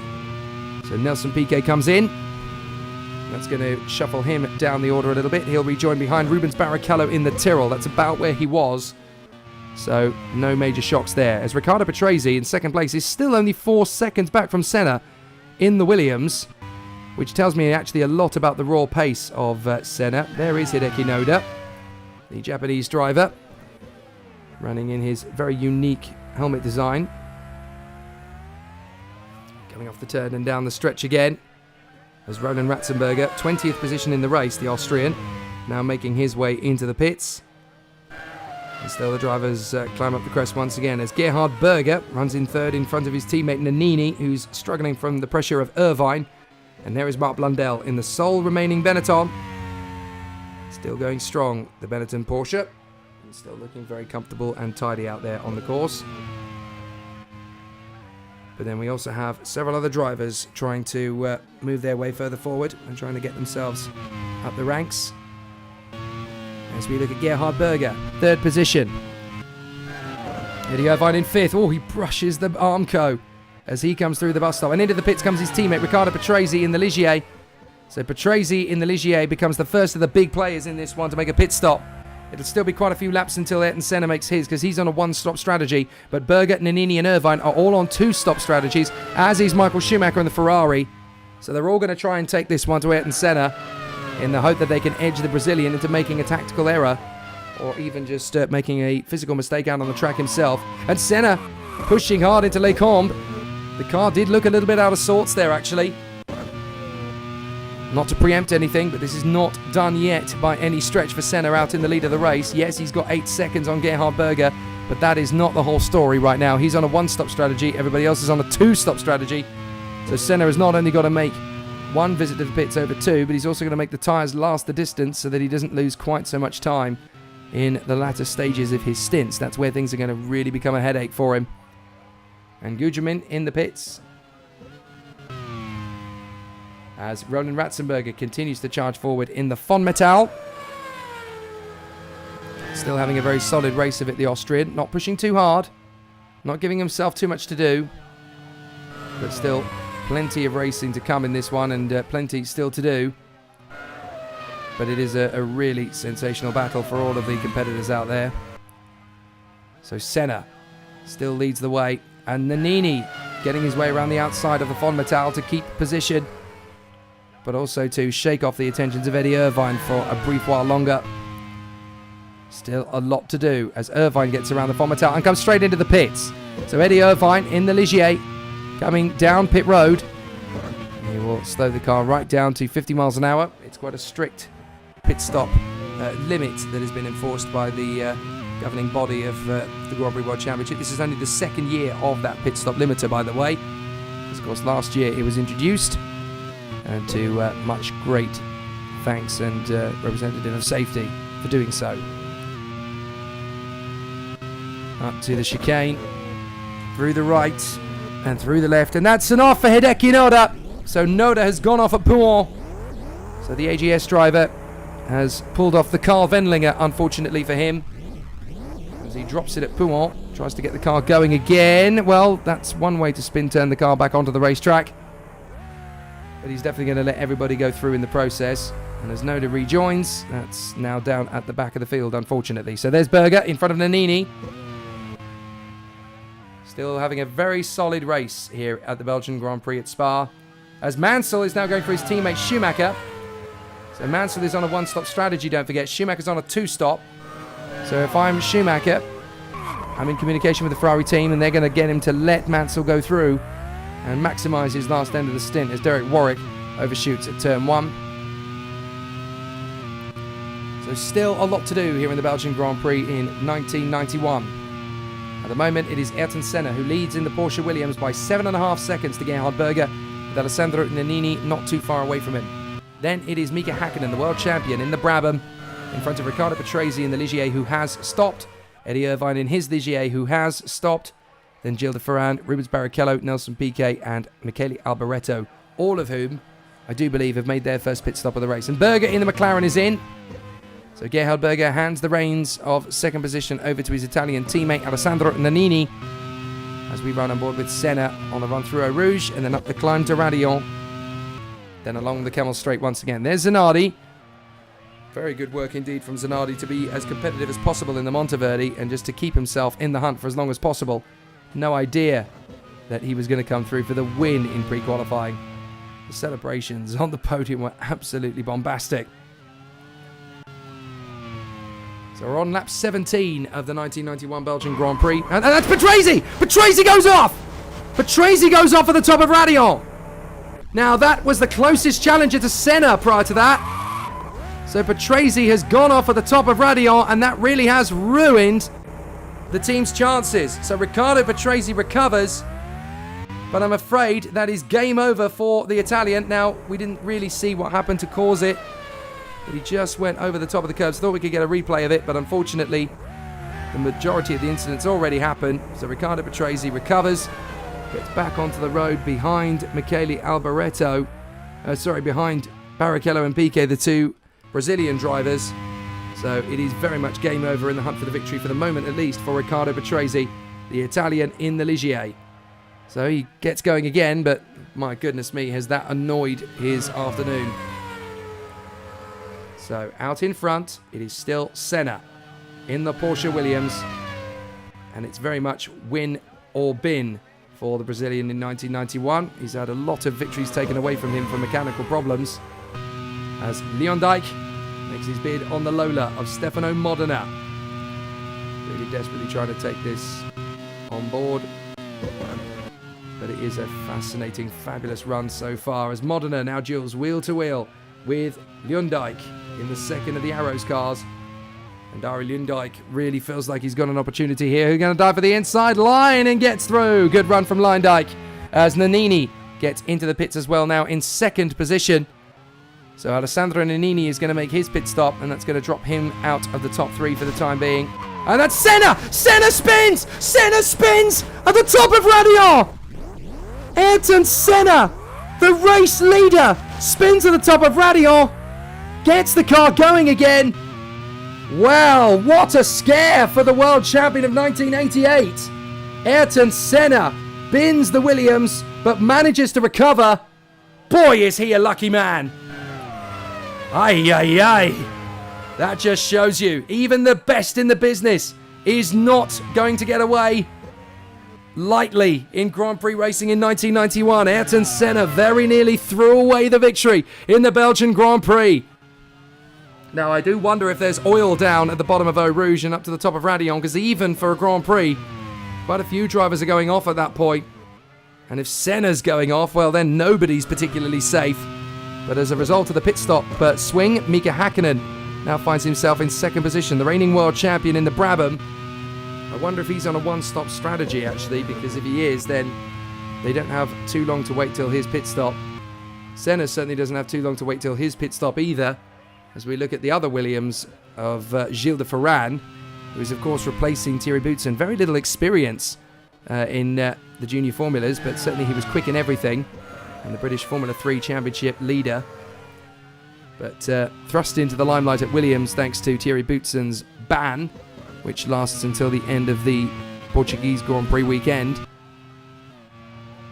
Well, that was a nasty scare for Ayrton Senna, wasn't it? Spinning off there at the top of Radion. Now, what that's going to do for the two-stop strategy option, that's going to be interesting, as Mika Hakkinen comes in on lap 19.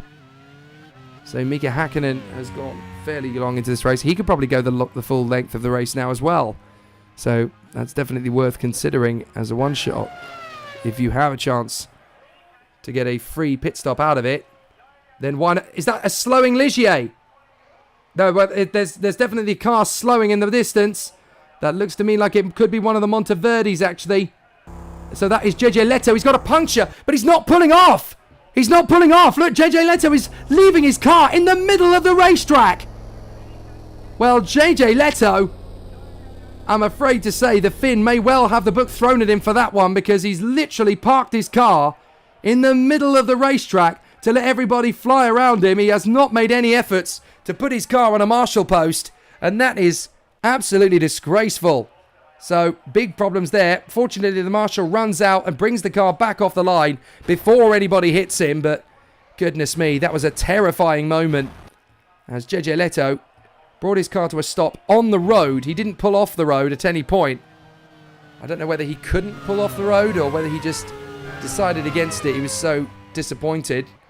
But that changes nothing. That's definitely something that the officials are going to have to look into, because pulling off and then just staying on the racetrack with a stationary vehicle, that is the height of embarrassing, but also the height of catastrophic. If anyone were to hit him at that speed, that would have been mind-blowing. Well, there is Arie Luyendyk, the Dutchman, currently running in 15th position. And they're looking to seal a repeat deal for 1992 for this particular squad. They really want to have Luyendyk in the team, and they also really want to have Campari as a headline act in the team for next year. So there will be some changes, that's for sure. But still, the battles rage on. 19 laps almost completed. It is now lap 20. So Ayrton Senna, despite that little scare earlier on of spinning off while in the lead, he has managed to keep the car together and still continues to lead this race in front of Gerhard Berger by 15.9 seconds. Then Nannini in third position in the McLaren, ahead of Eddie Irvine in the Ligier after his teammate Riccardo Patrese spun off earlier on, losing about half a minute. So Irvine fourth in front of Gilles de Ferran in the second of the Williams cars. Then Rubens Barrichello in P6 in the Tyrrell, doing a great race.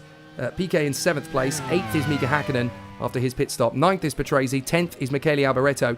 The Ferrari's having a miserable day of it. Schumacher's down to 11th now, and Mansell's down to 14th. Now, Mansell spun on the very first laps of the race, and that dropped him down to dead last. Schumacher, I'm not entirely sure what's happened to Schumacher, although he has managed to make the move now on Alboreto. But Schumacher, I think, has got crossed up somewhere and lost more time than we realised. Although he is still technically just behind Patrese. So we're obviously still waiting for Berger, Nannini and Irvine to come into the pits. They'll be next. But on lap 20 out of 44, almost at the half-distance mark, and Harry Luendijk in the Arrows, still having a very sturdy race of it behind Heinz-Harald Frentzen in the Tyrrell. As they're beginning to start a little bit widened out now. But Senna, 16.4 clear of the two McLarens of Berger and Nannini. Yet again, another very sizable performance from Dave Goddard and the whole team, just to keep the fabulous McLaren team towards the sharp end of the field. They really wanted to after reclaiming it back in 1988. And having obviously won titles in 85 and 86, it wasn't always an easy plain sailing run for McLaren. But certainly with Berger and Nannini on board, they are scoring big points pretty much everywhere we go, and that's going to give McLaren a great shot in the manufacturer's title. So Senna is your leader, Berger in second place, Nannini in third from Irvine, de Ferran, Barrichello, Piquet, Hakkinen, Patrese and Michael Schumacher in the Ferrari. Then it is Alboreto, Blundell, Mansell, Frentzen and this man, Arie Luyendyk. Let's watch him for a lap of the circuit with things settling down a little bit over the start-finish line and up towards La Source. Very tight hairpin. But then comes the run down the hill, up towards Eau Rouge. You fly flat through the bottom of the crest, then up the top through to Radillon. Great to watch Luyendyk at the living. You can see the sparks coming off his car as well. He skates up the top of the hill, out through the Kemmel Straight after a brilliant run up through Eau Rouge and Radillon. Then along the Kemmel Straight he goes. Really starting to cool the car down under brakes then. That's where you get a lot of your cooling effect. Some drivers will actually brake a few meters early when in race trim than they would ever dare to do in qualifying, because they know that the car will last the distance and you don't want to be too punishing to the car. Well, our Belgian camera crew clearly likes Arie Luyendyk, with no Belgians currently on the starting grid. This is as close as he's got to a home driver, so he'll keep an eye on him for as long as possible. We could have had a Belgian on the grid because, of course, the Ferrari team test driver Bertrand Gachot is Belgian in persuasion. But unfortunately, he was arrested himself. We had Akira Akagi arrested in Friday's practice. And now Bertrand Gachot, the Ferrari team test driver, has unfortunately been arrested for conduct against a London taxi driver a few months ago. So, Senna out in front of Berger, Nannini, Irvine and de Ferran. And then we have Rubens Barrichello in the Tyrrell doing a brilliant job in P6. He really is having a great race of it. Berger in second in the McLaren in front of his teammate Nannini. As Alex Zanardi still having a very solid race of it. So still they battle on in fine style. Good race battles and still a good duel. But there's a lot still to do and a lot still to come in this Grand Prix as we reach the half-distance mark. Ayrton Senna in front of Gerhard Berger and Alessandro Nannini, and surely it won't be any moment now, really, until Ayrton Senna comes in. But the McLarens are doing a great job in first and second, potentially. When Senna comes into the pits, he should drop behind Alessandro Nannini and might even drop behind Eddie Irvine as well. That spin up at the top of Radillon, very costly indeed for Ayrton Senna. Yes, he kept the lead of the race, but that is going to cost him a good 5 to 6 seconds of time.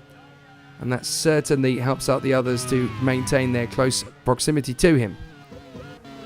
So when Senna comes into the pits, and it is a when, do not be too shocked if Senna drops to 4th position behind Berger, Nannini and Irvine. But from there, the race will really start for the Brazilian world champion of 1988. Certainly he's been trying to add to his world championship tally since then. He came so close last time out. And there's a nice zip up the inside there from Senna. Just diving in on Roland Ratzenberger, just letting the Austrian know, you need to get out of my way. I'm a lot quicker than you. I've just proved it.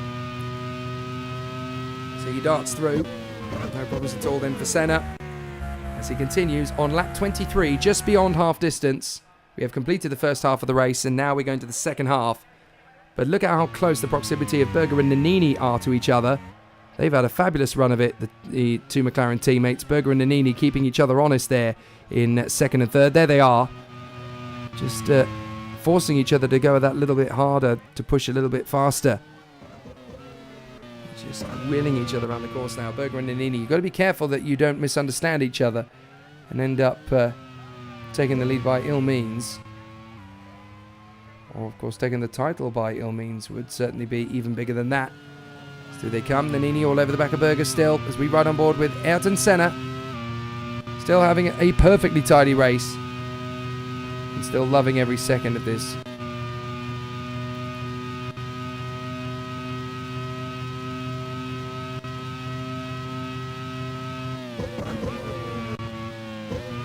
Great to get these onboard pictures from Ayrton Senna as he charges away from Berger and Nannini. Nannini trying to go around the long way to get through past Berger.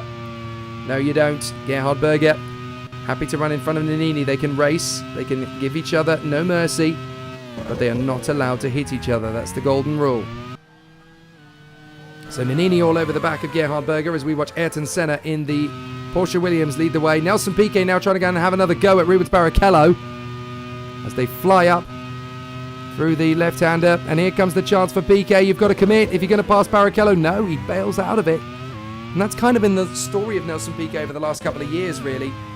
He's had flashes of brilliance, but not really having the opportunity to really showcase himself. As Alessandro Nannini still hunting down his teammate Gerhard Berger. The gap between them is up to 19.1 seconds. I think he'll be okay now, actually. As Senna continues on his way, pushes down the hill. Frentzen has got pressure of his own now, as he's got a wayward Hideki Noda to stay in front of. Noda having had technical difficulties earlier on, but still wants to make the flag of the Belgian Grand Prix at Spa. So down the drop to Eau Rouge, and then up through the left, right flick up to Radillon at the left-hander. There they go, Eau Rouge up to the left-hander. So Senna in the Porsche Williams, still just controlling the pace, looking good for another victory in 1991. He's definitely had a really solid race of it so far. But Ayrton Senna looking good. The Porsche Williams in the lead of the race then. 20 seconds clear now of Gerhard Berger, who has pulled a second and a half on his own teammate Alessandro Nannini. And then Irvine in fourth from De Ferran, Barrichello, Piquet, Hakkinen, Patrese and Michael Schumacher in the Ferrari. So the Ferraris that are on a very complex strategy now find themselves down in 10th and 14th. Obviously Mansell recovering after an early spin, and Schumacher I should say, having a little bit of a problem in various different guises, but still learning the craft of Grand Prix racing very well. So Senna in the Porsche Williams ahead of Gerhard Berger and Alessandro Nannini. Then Irvine in fourth position. That's Mark Blundell in the Benetton trying to get through on the inside of Ari Leyendijk in the Arrows and nearly drifting off the racetrack in his attempts to stay in contention. So Mark Blundell continues with Alessandro Nannini in third position. The McLaren is looking very tasty, very comfortable. They don't need to race each other. They just need to keep second and third. They need to keep Ayrton Senna in the McLaren honest and earnest through the course of this final stint that's coming up. Down the braking zone for Lecombe.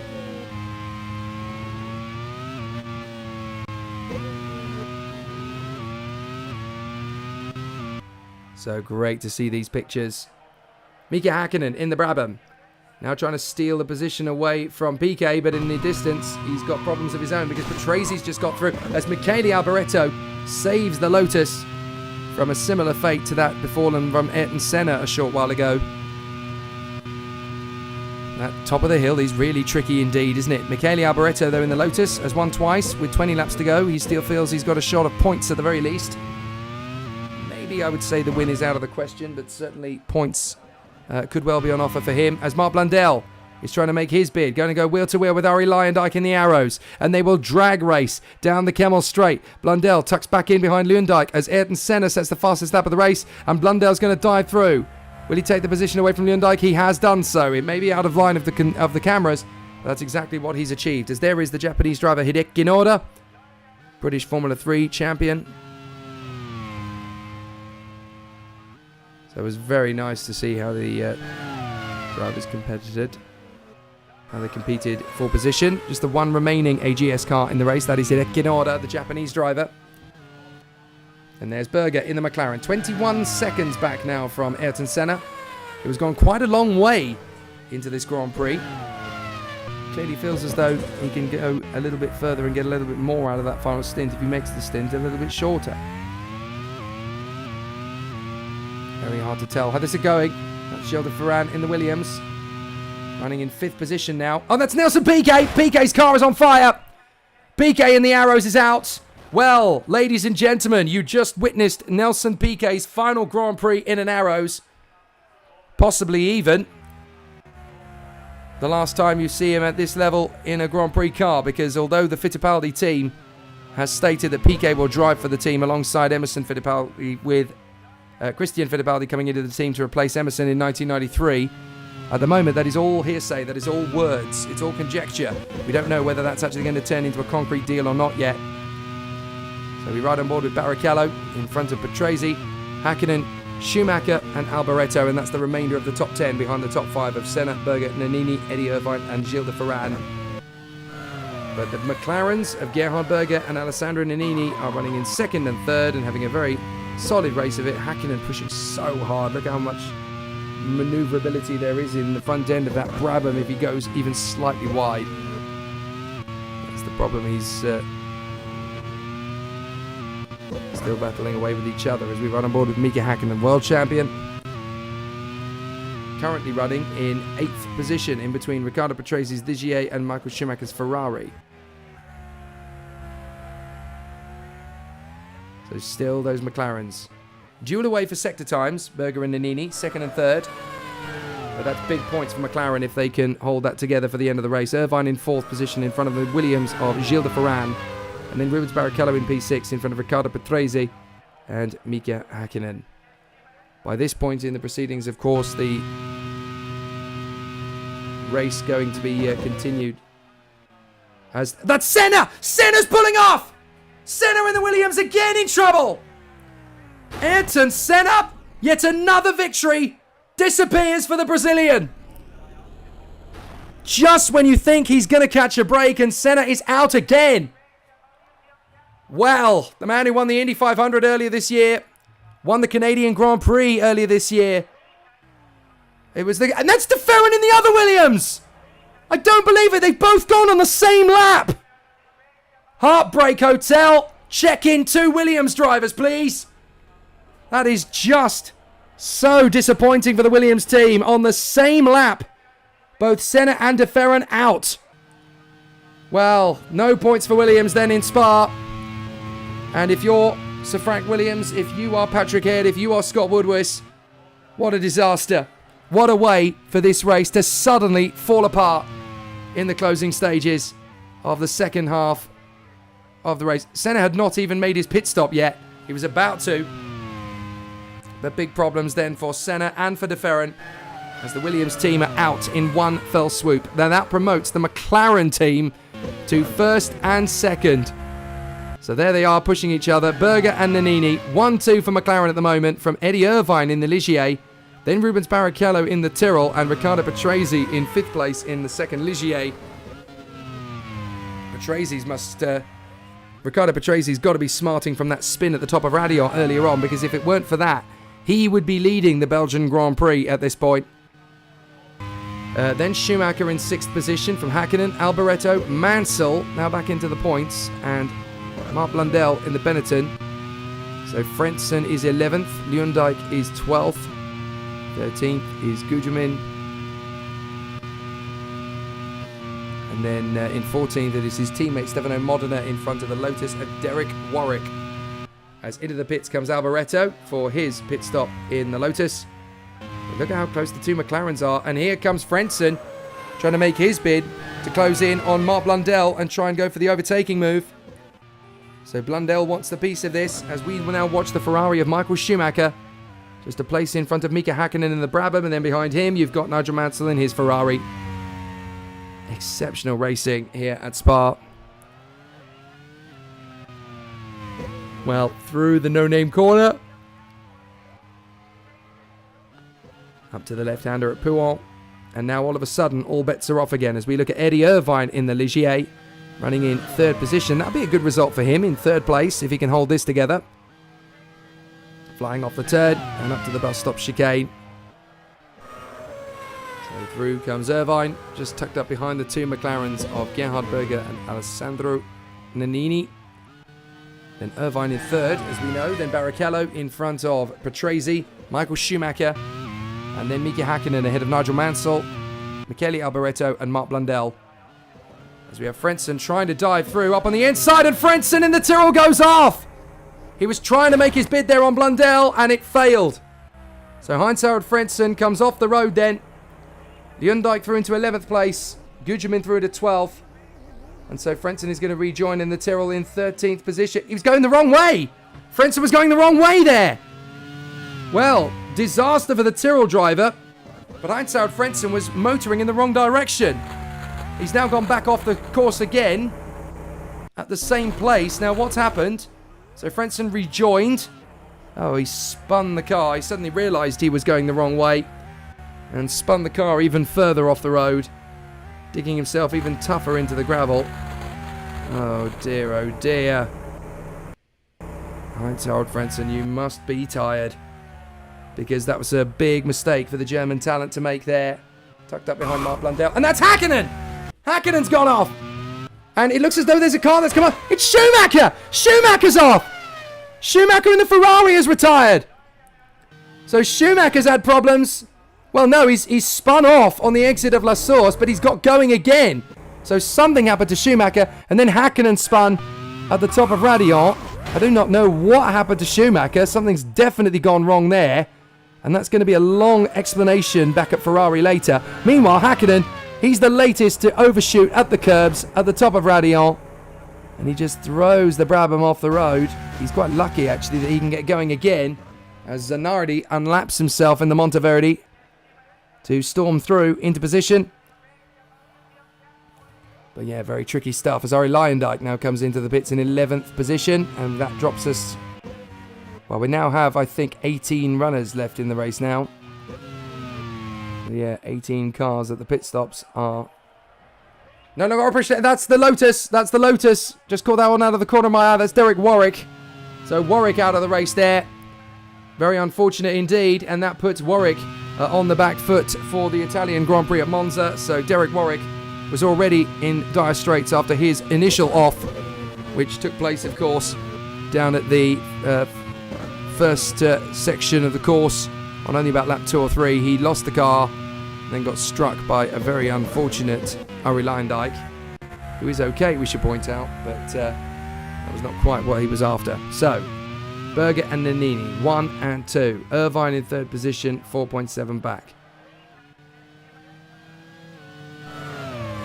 So down the stretch, up to the bottom of Eau Rouge and up to Radion. Eddie Irvine looking for a podium finish. That would be very good indeed for the Ligier team. And he's still only 4.5 seconds back from the two McLaren twins. There they are, Berger and Nannini. So still a long way to go. Arie Luyendyk currently in 15th position, hoping for a little bit more. But he's still got plenty of time to work his way forward. He's now in 12th actually, with all those spates of retirements pouring off the road. But it is still the familiar suspects up in first and second places. Berger and Nannini, the two McLarens, half a second between them, allowed to race each other. And that's exactly what they're doing. A terrific duel between Gerhard Berger and Alessandro Nannini.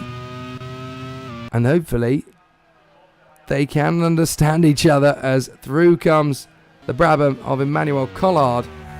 Or is that Mika Hakkinen? I think that might actually have been Hakkinen. to get past the slower car. But of course, Häkkinen is in front of Schumacher. We still don't really know what happened to Michael Schumacher. He had that headache at La Source. The car was spin turning, trying to get going again, but I don't actually know what happened to him. I wonder if he was pitched into a spin by one of the drivers coming out of the pit-in station. That's Berger! Berger slowing! Berger slowing! Nannini is going to get through. So Gerhard Berger is coming to a stop. Now, is that going to be retirement for Berger, or can they make it back to the pits? No, Berger is out. Gerhard Berger is climbing out of the McLaren, the race leader. Just as we saw Senna retire, now we see Berger retire. It's gearbox failure for the Austrian. And so Nannini takes over the lead, Irvine takes over second, and Rubens Barrichello is going to be promoted to third in the Tyrrell. So Gerhard Berger is now out of the Belgian Grand Prix with 14 laps to go. Just as in pre-qualifying, where we had so many drivers fall by the wayside, it looks as though the Grand Prix is going to be no different. So Alessandro Nannini leads the Belgian Grand Prix with 14 laps remaining here at Spa. Irvine is second in the Ligier. Third is Rubens Barrichello in the Tyrrell. Fourth is now Riccardo Patrese in his Ligier. Fifth position, well, that is still very hotly contested at this stage of proceedings. Häkkinen and Schumacher only 3 seconds apart from them. Mansell is now elevated up to 7th position. Alboreto in 8th. Marc Blundell is going to be 9th. And the final point is likely to go to the Lola team of Mauricio Gugelmin. So a really exciting situation then for the competitors. But Schumacher now doing a grand job. He comes into the pits as Gerhard Berger continues in fine style. But there is Rubens Barrichello, 3rd position in the Tyrrell. What a performer Rubens Barrichello is. He's got to have so many teams after him for next year. Apparently Tyrrell are quite confident that they can get him to stay. But the Brazilian driver certainly working very hard indeed here to try and continue his fantastic move through the field. There's Martin Donnelly, currently running in 16th position. I would say 17th, but who do you think's gone to the bathroom? It's one of those strange situations then. Nannini, Irvine, Barrichello and Patrese. Häkkinen in 5th place. Nannini comes into the pits from the lead of the race then. This is the 2nd round of pit stops then. And so Alessandro Nannini comes into the pits to do that as Mansell manages to work his way around the Fond Metal of Roland Ratzenberger, who is 2 laps down, but still going strong in this race. You just need to get to the finish. And Barrichello dives for the pit road. And so too does Irvine. So Nannini's in, Irvine's in, Barrichello's in. So Nannini should retain the lead of the Belgian Grand Prix. As we run on board with Rubens Barrichello in pit road, let's look at a typical racing pit stop from the eyes of the pit crew at the Red Bull Tyrrell T. This should be around a 9-second pit stop, and it's 8.7. Very good work from the Tyrrell T. Patrese goes through into 3rd place behind Nannini and Irvine. So Riccardo Patrese must be absolutely fuming about that problem he actually had with his race car. Patrese definitely having much of an opportunity to continue to work forward. 13 laps to go then for Patrese. 3rd position. A double podium for Ligier would be a brilliant reward and a great return for their efforts, the way things are currently stacking up. There is Nannini in the McLaren, looking good for his 2nd win of the season and in a row, as Mansell very nearly repeats his moment from earlier. Just rides the curbs on the way up the top of Radillon. That was a very close call indeed for Mansell when you think about the grand scheme of things. But there is Nigel Mansell, still having a very solid and sturdy race of it in the Ferrari. His 3rd season with the team, of course, and hoping still to become world champion in a Ferrari. The first since Jody Scheckter in 1979, 12 years ago. Schumacher still trying to recover after his little moments earlier on. And still pushing on as we watch Michele Alboreto in the Lotus, the man who's won twice in Grand Prix racing in 1991. He won the French and the British Grand Prix. Not that he was expected to win either of them, but he just happened to be in the right place at the right time. As Alessandro Nannini goes into lap 33 out of 44. So close to the end of this Belgian Grand Prix of 1991. There's Eddie Irvine trying to keep him honest. A little bit of a lock-up out of the hairpin. And Patrese comes into the pits from 3rd position for his 2nd pit stop. So now we're really going to get to see the extent of some of the damage done to Riccardo Patresi's race from earlier on. Because I suspect that's exactly how those... Well, down the Camel Straight. Regardless, Nannini is just 6 seconds ahead of Eddie Irvine as we ride on board with Nigel Mansell, the Ferrari driver, Il Leone, the Tifosi have coined him. It's a great nickname for a great driver, isn't it? Martin Donnelly coming into the pits in 15th position, and I think he's ahead of his teammate Brandon Ratzenberger. And as far as I can tell, they are the final 2 drivers in the Grand Prix. I think Zanardi is down in 14th, where I kind of imagined him to be. As Michael Schumacher having a problem again coming out of La Source, and this time it's cost him a position. He's lost out to Blundell. So Schumacher having all sorts of problems at La Source. What is going on for the Ferrari driver? That's the second time that's happened. We're not entirely sure what it is for Michael Schumacher, but certainly he's had a major headache, and that has cost him 2 positions of late, because he was ahead of Alboreto and he was ahead of Blundell. Now he's behind both of them. As we watch Alessandro Nannini working his way through at the top end of the course on the run through La Source. Excellent performance, and still the drivers looking for every single inch of this race circuit to play with as Nannini comes across the line into lap 34 of 44. He's got 11 laps, including this one. 2 circulate around the course and 2 complete as Blundell tries to keep Schumacher off his toes. And Michael Schumacher and the Ferrari unable to get back past Mark Blundell particularly easily. Then in 10th place it is Arie Luyendyk.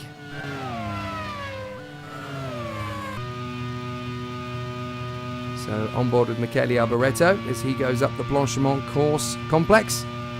Back up through the left-hander.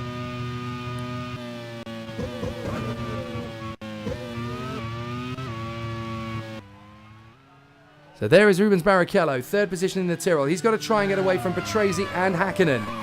Battle for 3rd place still raging on, and that's Ratzenberger! I thought he was going to catch the spin there. I genuinely thought the Austrian was going to catch that spin, but he manages to lose it on the exit. He does recover the car. But he, Zanardi and Donnelly are now the final drivers in this race. And Ratzenberger spins again. Well, big issue there for the Austrian. And now he's, don't tell me he's beached on that curb. No, he has managed to get it moving.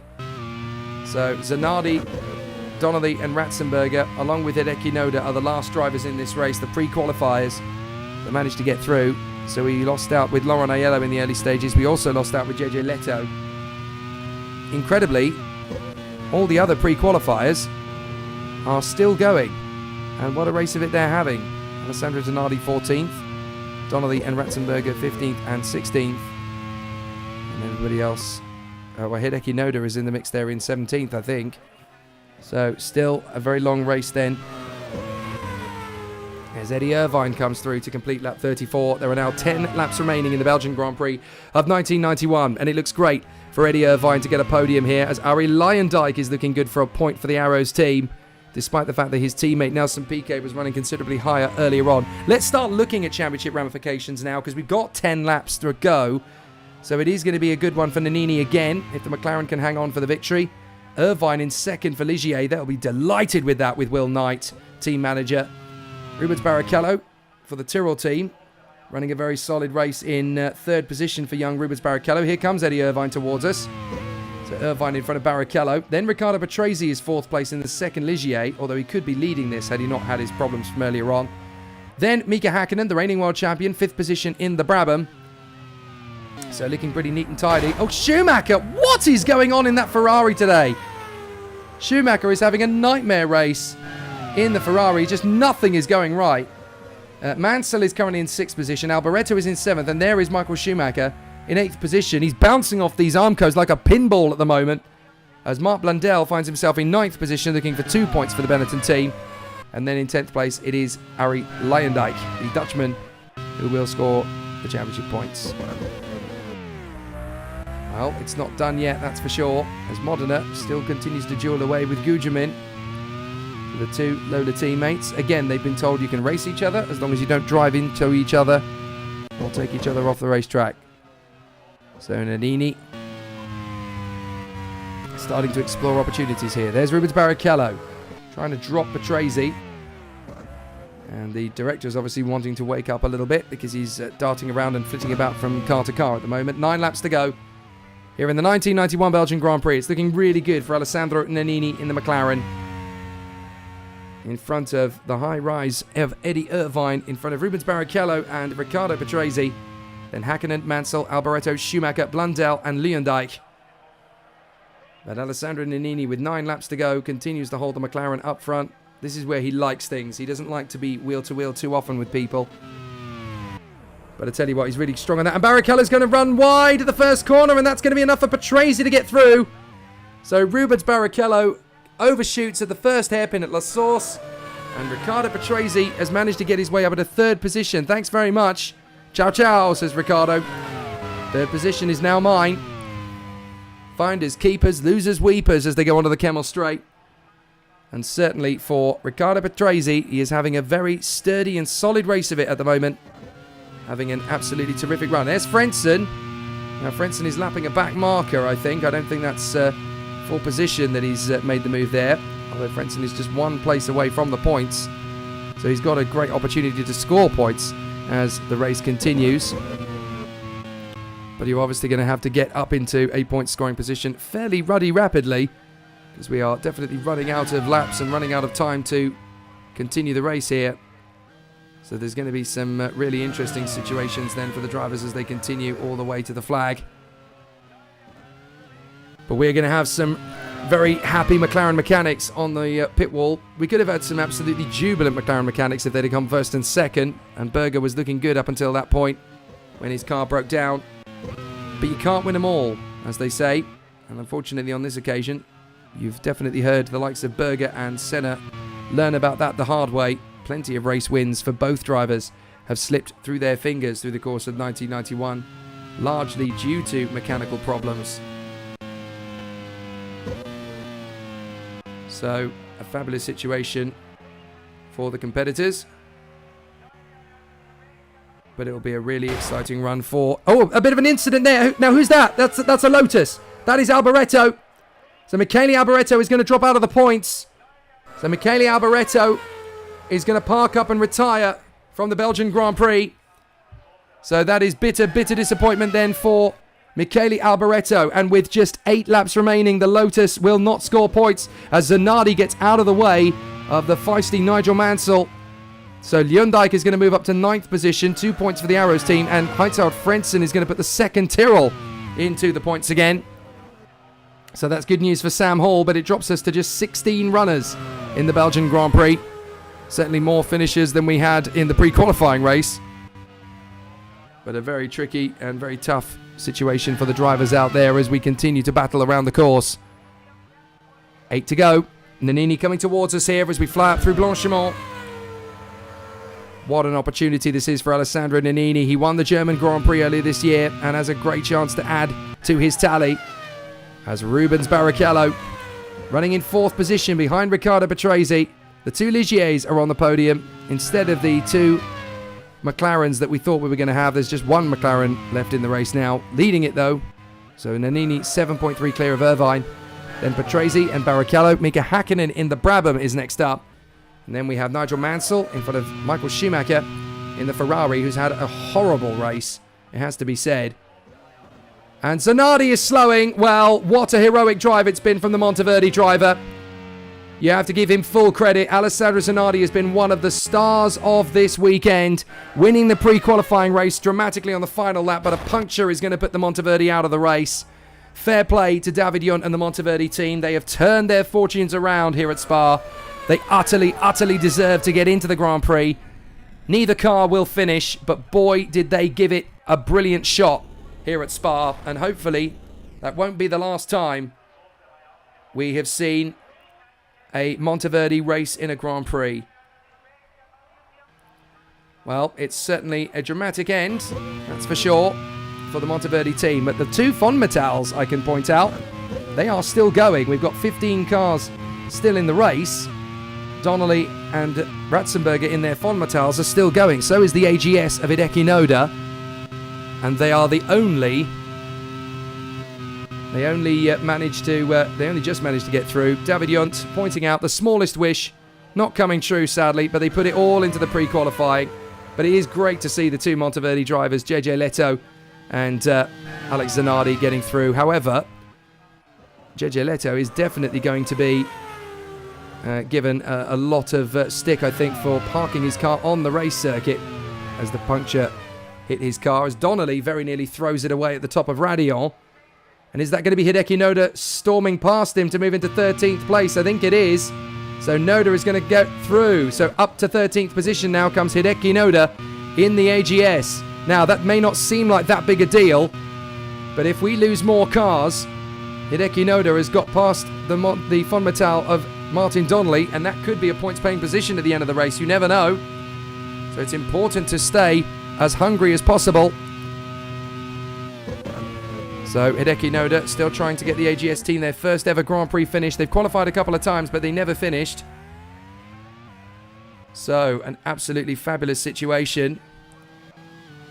So an excellent situation for all of the contenders there. So Noda, 13th position in the AGS. Nannini is 8 seconds ahead of Eddie Irvine, as those two are looking good for their best finishes of the season. Nannini looking for his second win.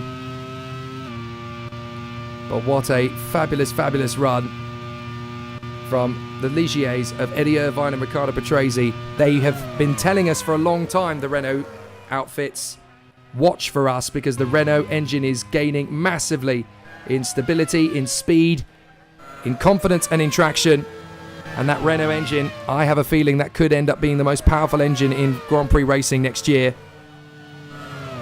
So an absolutely incredible situation then for the Ligier team is on the march here. Second and third looking very likely indeed, as the Tyrrell of Rubens Barrichello runs in 4th position. Then it's Mika Hakkinen in the Brabham, the reigning world champion. The Ferraris of Mansell and Schumacher are currently in 6th and 7th.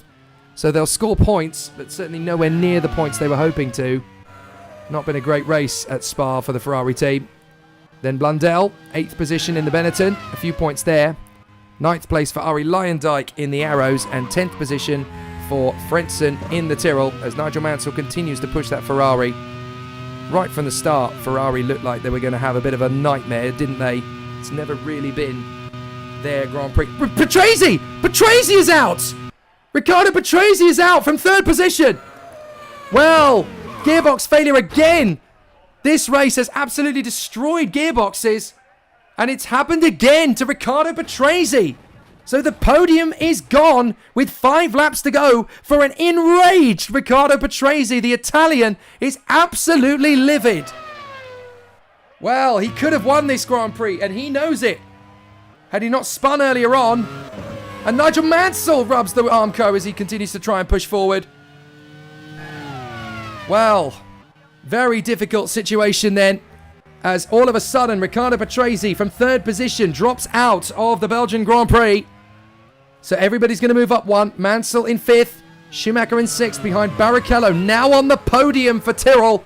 That will make Sam Hall very happy indeed for their young teenage charge to get a podium. Boy, would that be impressive for young Rubens Barrichello. Hakkinen 4th, Mansell and Schumacher in the Ferraris 5th and 6th, then Blundell in 7th. Up to 8th is going to go Arie Luyendyk. Up to 9th is going to go Heinz-Harald Frentzen in the Tyrrell. And up to 10th is going to come Mauricio Gugelmin in the Lola. But there are 5 laps to go, and we've only got 14 cars still running. With Patrese out, 11th is now Modena, 12th is Noda, and then the 2 Fonmetals of Donnelly and Ratzenberger are 13th and 14th.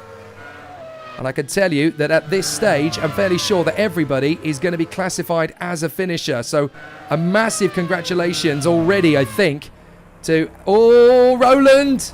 Get it turned in. He's actually been lapped there by the Lola. But I was going to say that because of how many laps they've completed, even if they retire from the race... Now, that's Gugelmin! Gugelmin has a punch-up! If it's not gearboxes, it's punctures here at Spa. And Gugelmin is going to hand the final point to his teammate, Stefano Modena. So Modena goes through, and that's going to put Noda into 11th position. 1 place away from the points for the AGS team, and just 2 places away from the points for Fonmetal. So Gugelmin is out. And that's Nannini!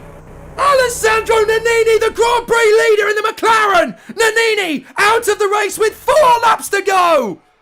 And Eddie Irvine in the Ligier takes the lead of the Belgian Grand Prix. I cannot believe it. Just as we thought. It was going to be a high attrition race. But McLaren scored no points in Belgium. And this man, Eddie Irvine, is going to win the Belgian Grand Prix if it stays like this. Well, unbelievable. Rubens Barrichello is promoted to second. And world champion Mika Hakkinen is promoted to third in the Brabham. Well, I cannot believe it. Mansell is up to fourth. Schumacher is up to fifth. You've got to feel sorry for Alex Zanardi and the Monteverdi team. They pulled out a few laps ago. They could have been on for a point here. But unfortunately, it was not to be. So the Ferraris are now fourth and fifth for Mansell and Schumacher. Blundell is going to be promoted to sixth for Benetton. That's good points for them in a very tight battle for the top 6 in the Constructors' Championship.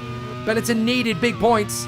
Luyendyk is going to be up to 7th. Frentzen is going to be up to 9th. Modena is going to be... Frentzen is going to be up to 8th, I should say. Modena is going to be up to 9th. And up to 10th is going to come Hideki Noda in the AGS. Well, I cannot believe it. An absolutely sensational situation at the moment.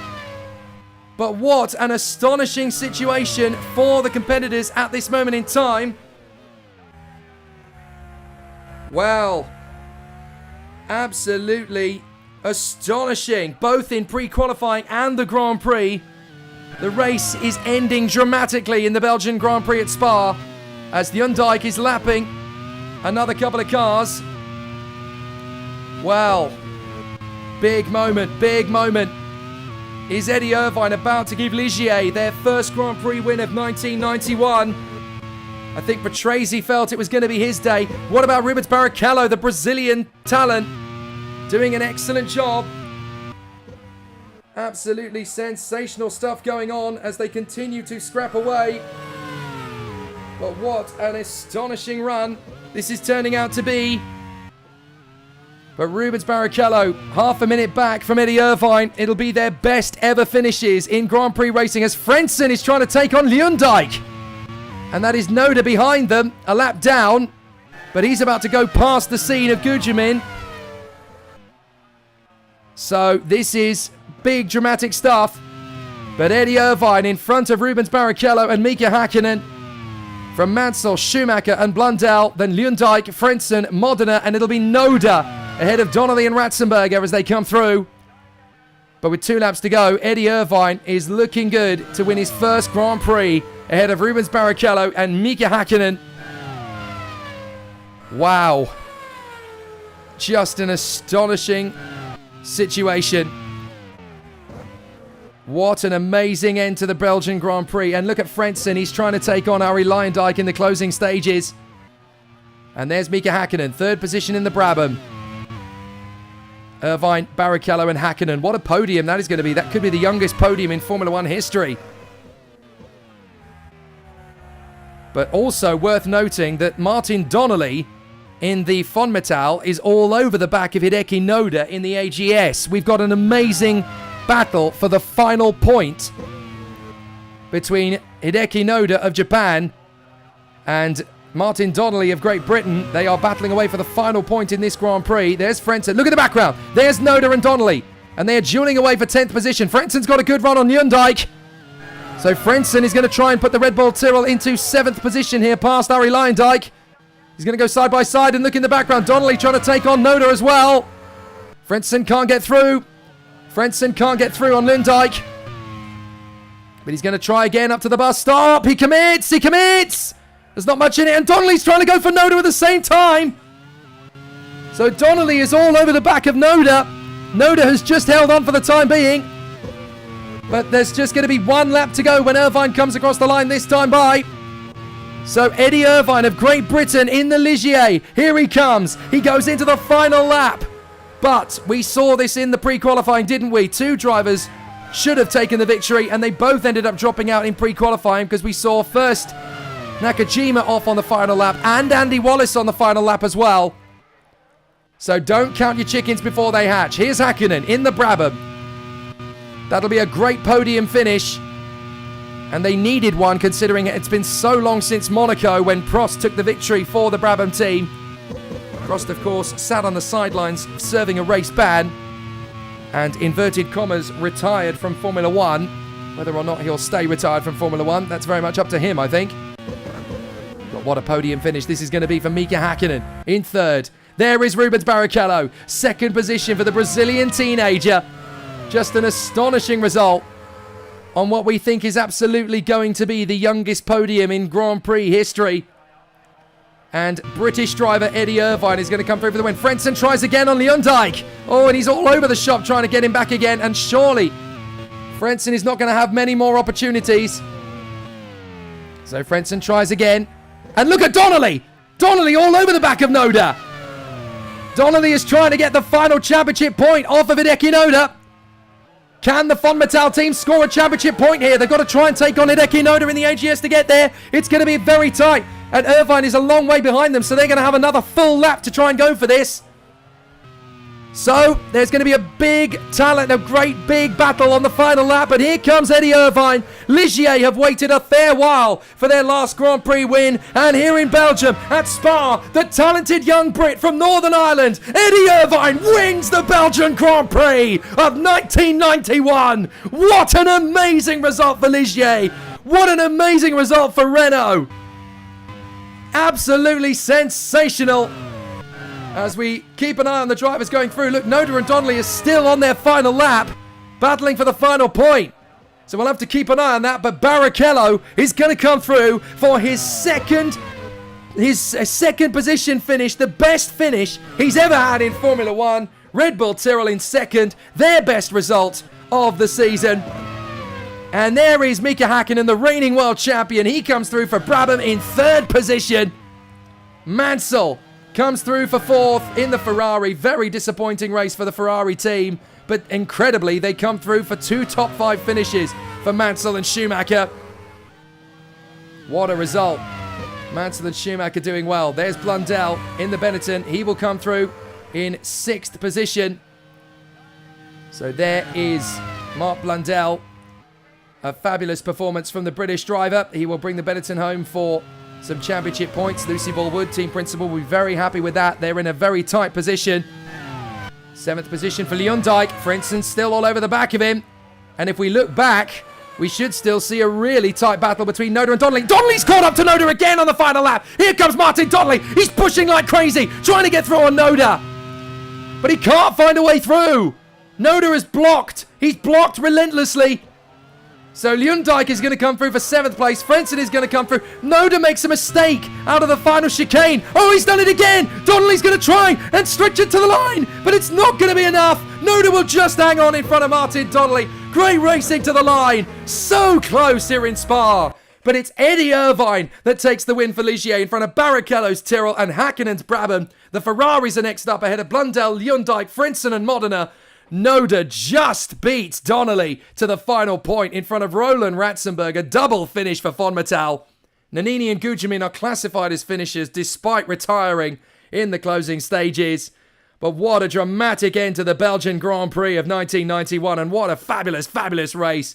Gearboxes, punctures and loose wheels took out pretty much everybody. It was actually a loose wheel for Senna that put him out of the race. I wonder if that spin up at the top of Radillon is what finally cushioned the blow for him. But what a crazy race in the Belgian Grand Prix 1991. Such a fabulous, fabulous end. Senna was the fastest out there, only just from Schumacher, Nannini and Eddie Irvine, would you believe? But what a crazy Belgian Grand Prix. With 6 races to go, the title fight is still wide open. And it really is going to be sensational. But what a fantastic race. The youngest podium in Grand Prix history. Ligier's first Grand Prix win since 1991. Well done to Will Knight and the whole team. We are going to have a fantastic time next time out at Monza. From me, Jake Sanson, thanks very much indeed for watching. Crazy at Spa. What's it going to be like at Monza?